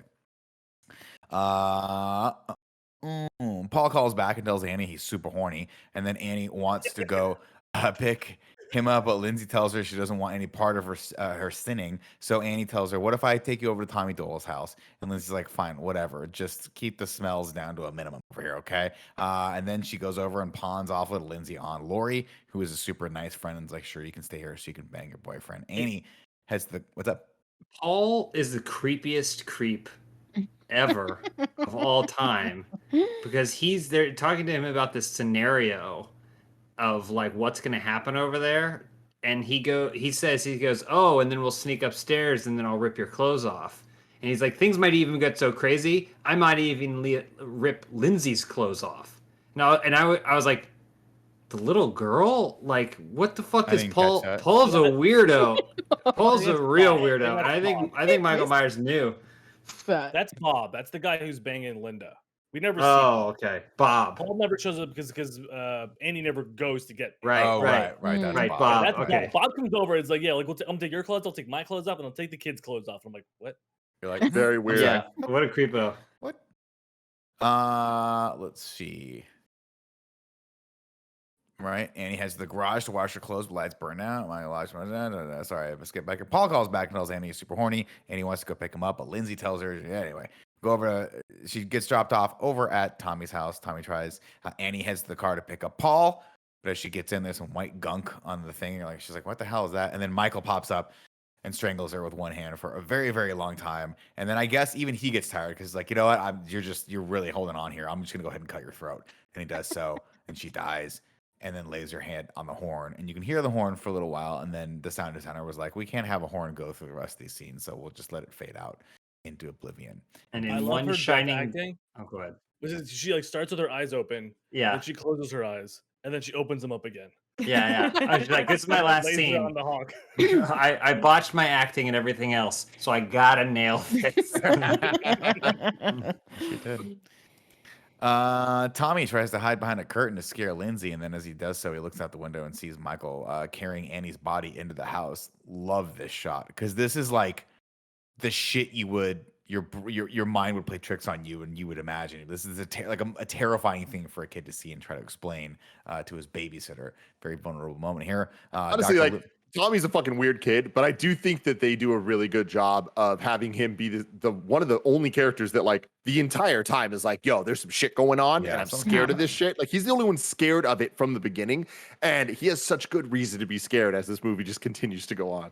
Except when Like, it's this time is to the answer theme the of the door. movie. Yeah, like, this is the movie. Tommy sees like the murder and sees a guy walking with the body, and no one else clocks it. Mhm. And he's like, "There's a murder," and they're like, "Nah, shut up, Tommy." I'm like, Shut up, dumb Tommy. Dr. Loomis over at the Myers house scares a bunch of kids from going in, and then smiles to himself like an idiot until What the hell is the scene? He's like, He does some weird shit, but he kind of like hisses like a cat at them. He's like, and they're like, like what the fuck, you creepy ass dude. It's really weird. And then Sheriff Brackett scares the fuck out of him, and he says, "I've been feeling that you're way off." He's like, "I got a feeling you're way off on this." And he says, "You have the wrong feeling. Death has come to your little town, Sheriff. You can either ignore it or you can help me stop it." And he says, "I'll stay with you for the night, just in the chance that you're right. If you are right, damn you for letting him go." And it's like, God, they didn't really need this scene, but okay. Bob and Linda drink some Budweisers, some tall boys over there, James, and strategize about banging at the Wallace house, but Annie is nowhere to be found. Bob and Linda, I guess, start getting it on, but the phone rings, which is a real boner killer, if you know what I mean, Tim.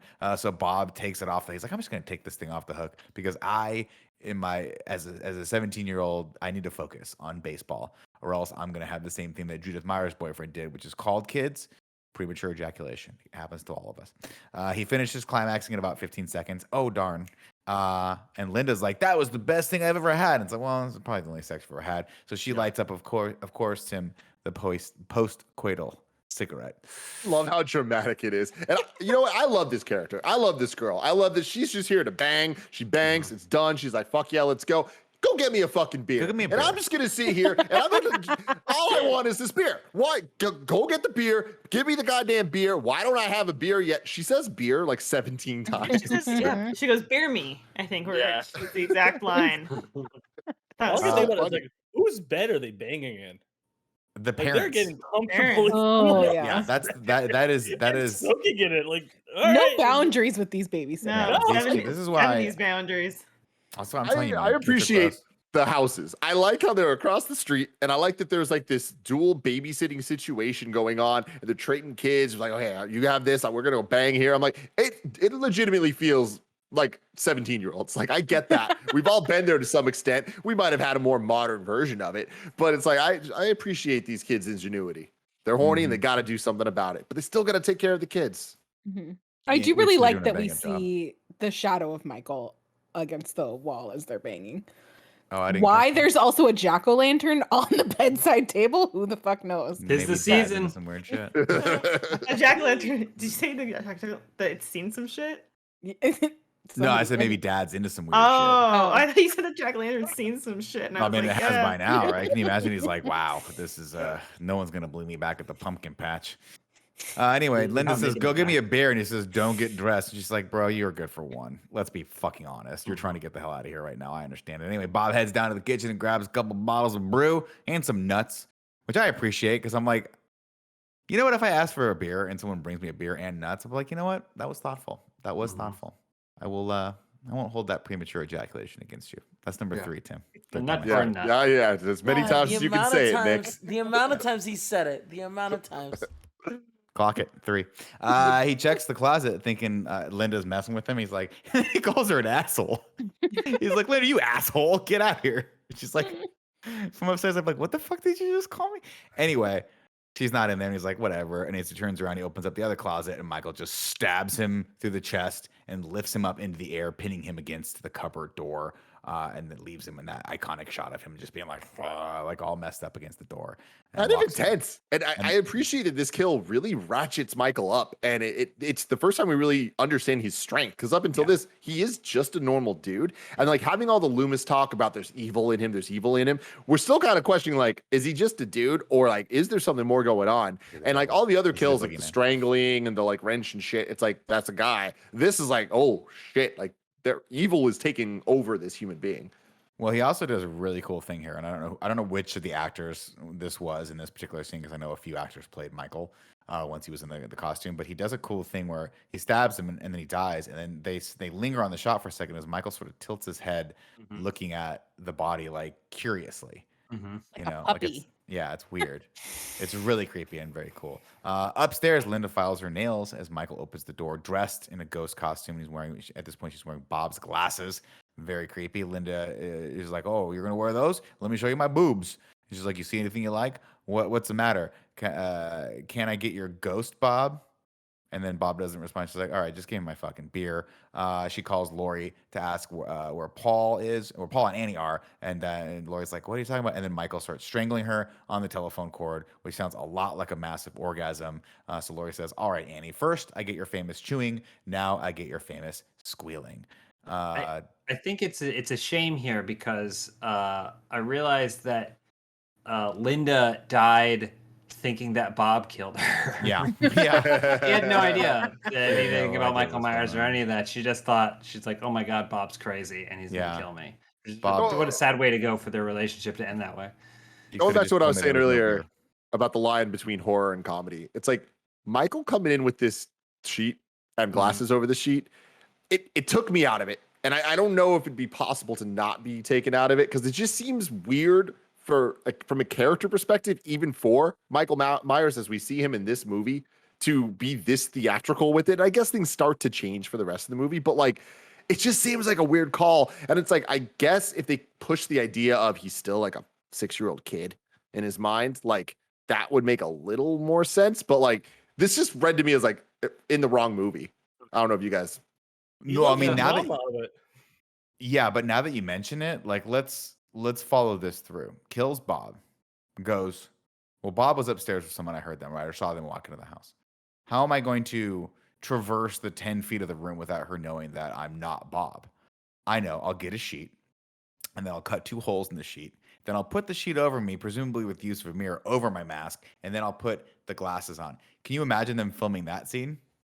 I think, him, well, like, but cutting the holes? I think Nick is exactly right, except instead of Michael doing that, it's John Carpenter going, how do I get Michael Myers to Like, how am I gonna scare her out of this, right? Right. Like, she's lying in the bed. There's just no way to block it, and unless she goes to the bathroom. No, we got to stay in the bedroom today because we only have the day. Like, Mhm. what if he's got a sheet on him? She thinks it's Bob. All right, Yeah, let's roll. work it, Like go. that's, and you don't think Yeah. about it that much, and you don't realize the impact that's happening. But yeah, now looking back at it, you're like, oh, there's like, what was he doing? Why was Michael Myers thought he was going to be playful at the time? Whereas John Carpenter was like, we got to wrap by 5 or I am going to be fun. Yeah, or we have no more budget left. Let's see. I think it's more like Michael standing there, he's looking at Bob. He's like, man, that was awesome.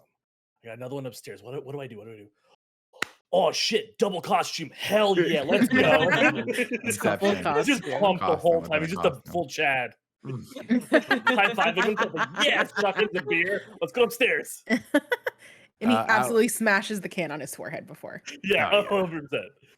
100%. Out on the streets, Dr. Loomis spots his station wagon and heads off to presumably call the police. Lori tucks Tommy in to bed and finds and goes and scoops and finds the keys to the house so she can head over to the Wallace house and figure out what the heck is going on over there. She does so. She goes over to investigate, and we get that scene Tim's talking about. I love the scene.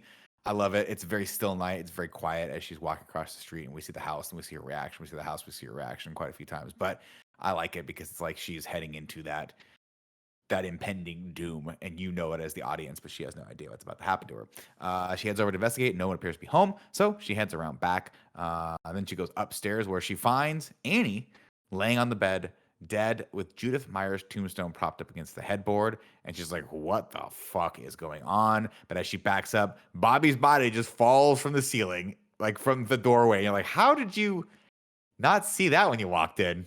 Because like anyway, and then as she walks over, there's another little tiny cupboard, and guess who's stuffed in there? Linda. And she's like, wow, he got all of my friends and Bob. She runs out of the room and stops just long Alright, enough. Yeah. This is what I'm saying. Like, Michael is a theater kid. Theatricality and deception. He walked the room. He knew how to lead like Laurie's eye. He knew how to work the room. He's like, all right, she's gonna come in this angle. She's gonna see out of the corner eye. Body falls there. Boom. She's gonna freak out, turn, hide another body from the cupboard. She won't expect that. And like he plotted this whole room out. He had a great time. He was having a He killer really time. did. You know, It was and like- this, I was thinking about this while I was watching it, where it gets hard for me, and like, let's try to avoid future spoilers as much as possible for at least the 2018 canon run. But like, I've seen so many of these movies out of order over the years that I don't really remember. I was shocked in this one that he's going after Laurie, but it doesn't really feel like there's any tie to her. But like, he is doing all these theatrics for her, like to go capture her, kill her. Like, it does seem like all the chasing, like following, is for her, and it just seems weird that there's no like story reason for that. Like, there's no connection between No. the house she lived in and the house he lived in or anything. It's just like, it seems like too much attention focused on him finding her without any reason. The only reason I can connect to it is that these women, these young women, remind him of his sister, who was his first kill, and then Bob just got in the way. But I don't know, because he purposely stalks them because he sees Laurie at his house when he was inside. Yeah. I think that's how he starts tracking her. Okay, you know, that's Yeah, such a that's obvious how it was. answer. It's like he sees Laurie, and then he connects the two of like, it's Halloween night. I need to kill. Here's another girl. There's a and girl he just that fixates on them. Yeah. And then I think he just goes through, and it's easier to go after Annie because Annie's by herself, Right. and then just sort of like works his way through that. But there's a very loose, and I think that's kind of what plays into it. It's like Michael just picked 3 random girls. Yeah. It wasn't Michael was targeting anybody. Just these 3 were there, which is And I very also- like with strangers. I also get the feeling of like, had he not been stopped, had people not come, he would have just kept going, right? Or maybe I guess he would have stopped after Laurie. I don't know. But to me, I always felt like, oh, he's just gonna start. He's gonna kill as many people as he possibly can that night. He just started with Laurie because he fixated on her because he saw her at the house. I Gotcha. digress. Adds Let's see. Everything's going crazy. She walks out, and then Michael comes out of the shadows. Love this shot because she's screaming as she's backing out of the room, and then we see Michael come just out of the shadow, and then he swipes at her, but he misses and cuts her arm instead, which sends her over the railing. She goes tumbling down the stairs. Let's see. I lost my train. She's tumbling down the stairs, and this is no disrespect to Jamie Lee Curtis, because everyone knows I love Jamie Lee Curtis. I think she's a great actor, great lead in this. But whoever had her do this ADR from here on out just should not work again. If you watch this movie with headphones on, it is like a 1970s porn where you're like, they weren't even trying to match any of the stuff that was happening on screen with what you're hearing. Tim doesn't understand that joke because he grew up in No. the time of porn. But when you only had one VHS copy of an old John Holmes movie, Tim, that's all you had. John Holmes. Jesus Christ. Johnny Wad, as they used to call him. Anyway, Johnny Watt. What's the one thing that Johnny Wad never did, Nick? I don't know. You just need to say it for a fourth time. Johnny Wad? Johnny Wad? No. Never Oh, mind. prematurely ejaculate. There you go. That's for Tim. God. or preem jack, as we used to call it. As they say in the biz. As they say in the biz. Why are you the way you are? Oh God. And then okay, so she runs into the kitchen, locks the door. This is weird because I'm like, why does the kitchen door have a lock on it, right? And this is what you guys are thinking. Didn't the Scarpino household have a lock in it, Nick, because you were overweight and your mom wanted to put that lock on there because you would stop eating? No, we in fact had one of those doors in the kitchen that we had an open kitchen, but then the doorway out to the dining room was one that could swing either way. You ever seen those? That's kind of You fun. could push it and it would swing back. So that was Yeah, always those are kinda fun. dope. Those are dope. We had fun playing with that thing. Anyway, Lori smashes through the glass with her hand to move the rake that Michael set up to jam it so she would be stuck in there. And she runs across the street to the neighbor's house screaming bloody murder. And they don't help her because apparently maybe they're Christian. I don't know. And all teens in this neighborhood are fucking horny sinners. So they just shut the lights off on her. So she runs back to Tommy's house, but she lost the keys. So she screams and then throws a pot at Tommy's window. And Tommy wakes up in just a popcorn and candy infused haze. He's just like, I am fucked up. You know what Laffy Taffy does to me. Why are you waking me up right now? She's like, get your ass out here. Michael, of course, slowly makes the way across the street as Tommy wakes up and opens the door, which has the world's smallest lock on it. Again, she shuts the lock, and Tommy's like, oh, shit, you saw the dude, right? And she goes, Tommy, grab Lindsay and hide upstairs. And then she notices over in the corner that the window is open. And at this point, she's beside herself. She lays down, and Michael attacks her and tries to stab her on the couch, but gets the knife stuck in one of the cushions. So she grabs one of the sewing needles, proving once again that people who do this are crazy, and stabs him right in the neck. And it's like... Crazy or well prepared? I'll just say this. She stabs him right in the jugular. And I'm like, that's the kind of thing you think about, Joe, before you do. That's the kind of thing you fantasize about, Joe, before you do, right? With that level of precision. Maybe you practice on your Raggedy Ann and Andy doll. Anyway, but he's not I dead. think it's just you, Nick. Maybe. I don't know. I'm just trying to make sewing weird, but you guys are like, you're fighting against it. You're fighting against this one. And now I'm starting to feel weird. I'm backed into a corner. I'm like an old tiger. Dr. Loomis canvasses the neighborhood on foot, and then Just Sheriff so that we're Brackett clear, catches up to you're him. nothing like an old tiger. I'm Nick. like an old tiger, wise beyond my years. Sheriff Brackett pulls up behind him, and Dr. Loomis tells him to check out. He's like, listen, I saw the car. And he's like, oh, no. He goes, listen, I'll check out the front of the houses. You go around and check out the back of the houses. To which I would have replied, hey, man, this is a suburb. The back of houses are the front of other houses. No, that didn't occur to anyone else. Doesn't matter. Lori heads upstairs to get the kids. Houses are the front of other It's a He's suburb. not wrong, He goes, go around and check out the back. I'm like, how are you gonna fucking drive around the back? Does You he drive mean around the back, it's another house. backyard? Yeah, There's does no he go the through backyards butt up backyard? against each other. You got to jump the fence. Mm. So you- How are you gonna Yeah, check out a you backyard in a Fences. house? It's a track home. Trespassing. Yeah. See what I'm saying? I see. I see. Front, go all the way around, front of the other That's house. what. So this is what you're doing while a stalker is killing babysitters all over town. As you're yelling. I'm arguing semantics. Yes. Okay. correct. All right. That's what I would be doing. Lori heads upstairs to get the kids. She tells Tommy that they're safe because she killed Michael, and Tommy tells her, are you crazy? You can't kill the boogeyman. As Michael, of course, slowly walks up the stairs behind her, and the camera pans over on cue. He pops right up behind them, and she's like, oh shit, locks the kids back in the room and runs over into the parents' bedroom, where she's like, well, I guess the only place I can do is hide in this closet. And A couple things. Yeah. After he collapses behind the couch, he drops his knife, or it's stuck in the couch. She grabs it, and then she goes, oh, and then drops it onto the floor next to him. Yeah. And she could have walked, and then she goes upstairs, and then surprise, surprise, he's got the knife back when he comes back to stalk her. Then she goes into the bedroom, looks out the window, and she's like, I could get out that way. Yeah. But what if I make him think I went out that way and actually hide in the closet? Which is the reverse of what you should do. No, Yeah. Because then Michael Myers comes in and goes, she's in the closet Yeah, immediately. immediately in the closet.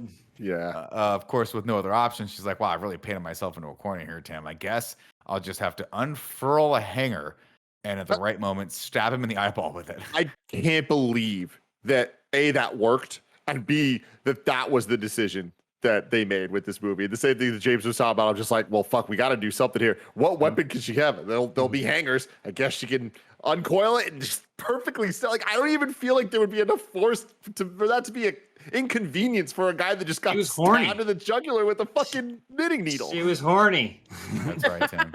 Never You're forget. right. The power of horn compels you.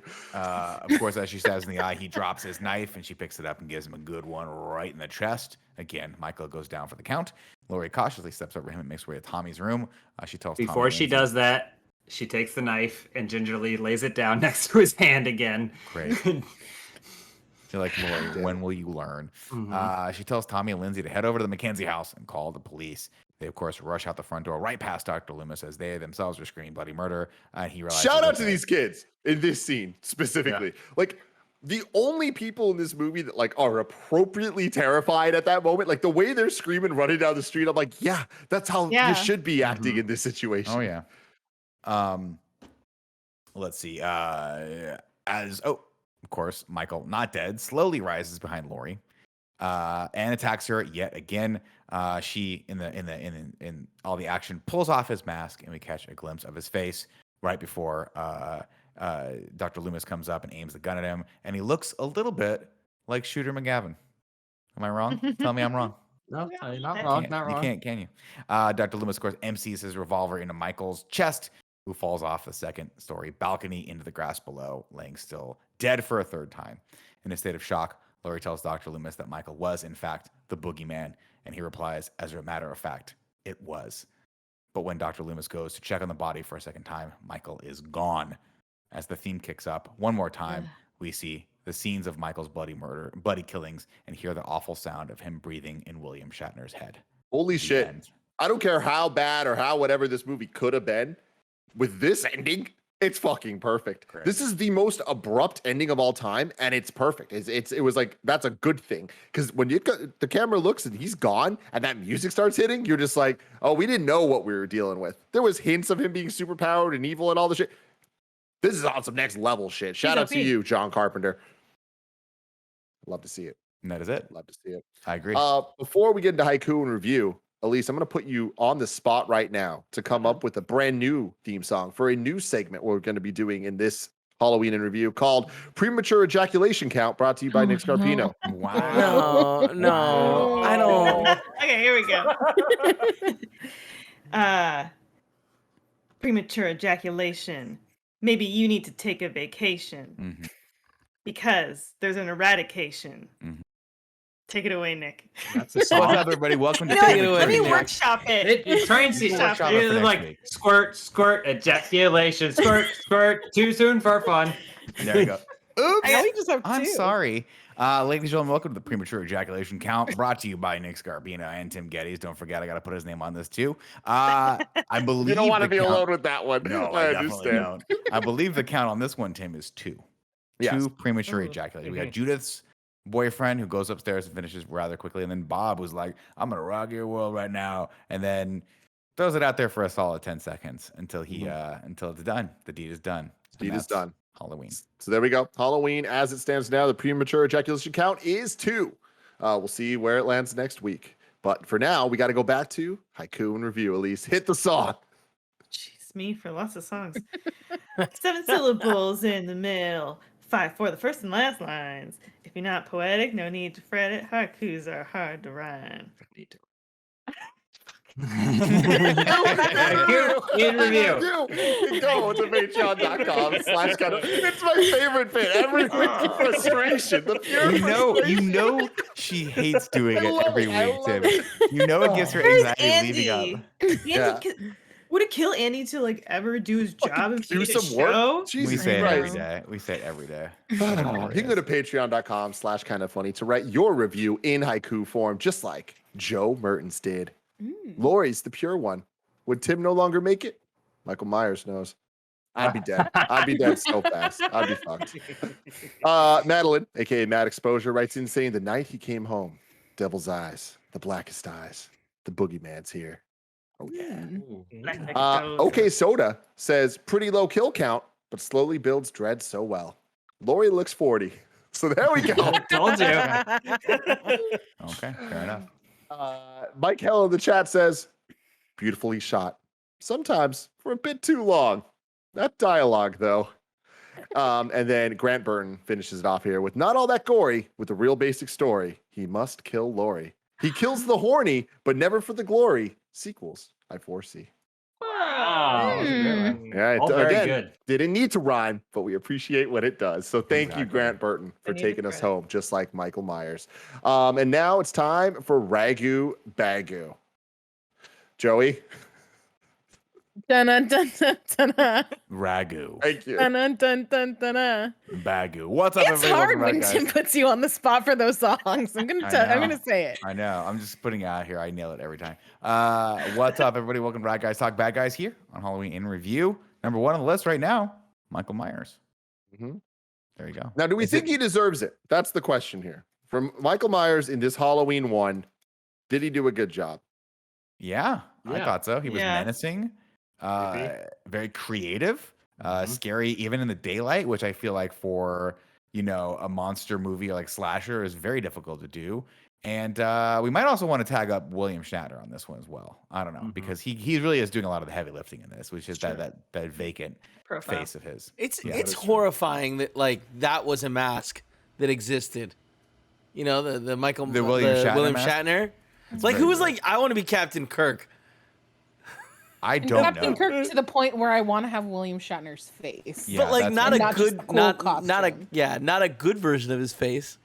In the 90s, my brother and I went as Star Trek TNG characters. I was Data and he was Geordi LaForge. And the only thing you could get for Geordi was not the visor, but was a full latex mask that had his That's head and terrifying. everything. So I'm like What is looking that? up images of the original mask right now. It is fucking terrible. It's horrifying. I'll pull it up. Is it a pull mass this shit production up. mask? Yeah, I don't know. it was. Well, that's the thing is that I might have been mistaken. I thought it was he got it on the film set. Like it was a mask someone had made for a stunt double, and just like John Carpenter needed a mask and just found it on the studio lot. Oh, they that makes turned more it inside. sense. I'm like, That I would think make- it's for like a Private stunt double. camera Yeah. thing. That would make way more sense. Yeah, that makes so way much more sense. difficult, though. Like that's what we're gonna put God. on someone's face. Oh my lord. Trippy. I thought you were just buying this. That's what I thought, too. I want to be Captain Kirk. Here's my Kirk mask. This makes a lot more sense, James. I've always I mean, wondered. I'd rather be William Shatner than like a president. That's Fair. true. I mean, That they're is a very good point. close. If you squint really hard at this one, it does look a little like Jimmy Carter anyway. Jesus Christ. I will say I liked Michael Myers in this one. I thought that he was really creepy, especially in the daylight, and it ended really good. But like the ghost sheet thing, I thought that was a little too goofy, and the theatricality of it all was like I feel like not in character for what they set up for the rest of it. So we'll see. I'm excited to see if he stays number 1 on this Ragu Bagu list. And I the wanna same thing. present- Go for it, I want Chris. to present to the floor. Do we want to rank the therapists? Okay, Ooh. let's do that. Because like, Mhm. because you guys are saying he's the worst therapist, and I'm like, 2018 gives him a run for his money. Okay. Can Oh. I try the theme for this? Jingle it up, Nick. Therapy for you and me. It's scary, but it's therapy. There we Nailed go. it. There we go. Good. So now, welcome to therapy for you and me, where we're going to be ranking. Are we ranking how good the therapists are, or how bad the therapists are I think at how being bad they are. therapists? I think how bad they are. And Dr. Okay. How Loomis bad they definitely are. number Yeah. 1. Yeah. So currently, we have Dr. Loomis from Halloween 1 at number 1. We'll return next week to see if that stays the same. And same thing with the rankings. Obviously, Halloween Yeah. 1 is And number I'm gonna 1. come back with a better ejaculation theme. Okay. I don't. You Can you work in the words squirt, squirt? I'm sorry. Yeah. I hate this. I hate this so much. Oh, fuck. Let us know in the comments below how much you hate this. I can't wait to read each and every one of them. And Nick, God, you're a sick fuck. And I love you for that. I love you you for that. James, Elise, and Chris, thank you all so much for joining us. Chris, where can people find you? When it comes back online on Instagram at Christopher Anka. I also want to give a shout out that while we were doing this, a thunderstorm has rolled into LA. So there's been like lightning and Ooh. shit going off behind me. Really? Spooky. Yeah, Yeah, right. that's why it's so overcast. Yeah, I've been having like, lights flashing That's behind right. me, and I'm like, that's lightning. You That's just have to wild. waiting. Nick's gonna relate to this, but my ankle's been killing me for the last like 3 days, and this must be why. Oh, because of the weather. Yeah. Yeah, my knee hurts, which means I think the sun's going down. It must be a day of the week. And James Elise, where can people find you? On Rooster Teeth Funhouse every day. Last Laugh season 2 currently airing. Yeah, you can find us on social media, James Williams, Elise Williams. Also, if you like Halloween and houses, Elise wrote a book last year. Doesn't have as many murderous killers in it, but yeah, you can check out Halloween House. You can written by remember Elise what it's Williams. called. I'm promoting it for you.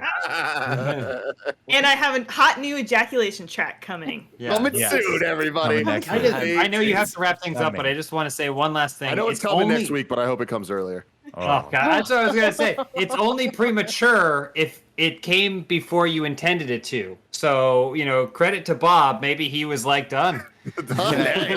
As a lyric, can I offer it's only premature if you came before her? Oh yeah, That's real progressive. That's modern. Which I guess we're getting modern. Whatever, we're going. That means we're all premature, Nick. You know what I'm saying? I love you all. Goodbye. Bye.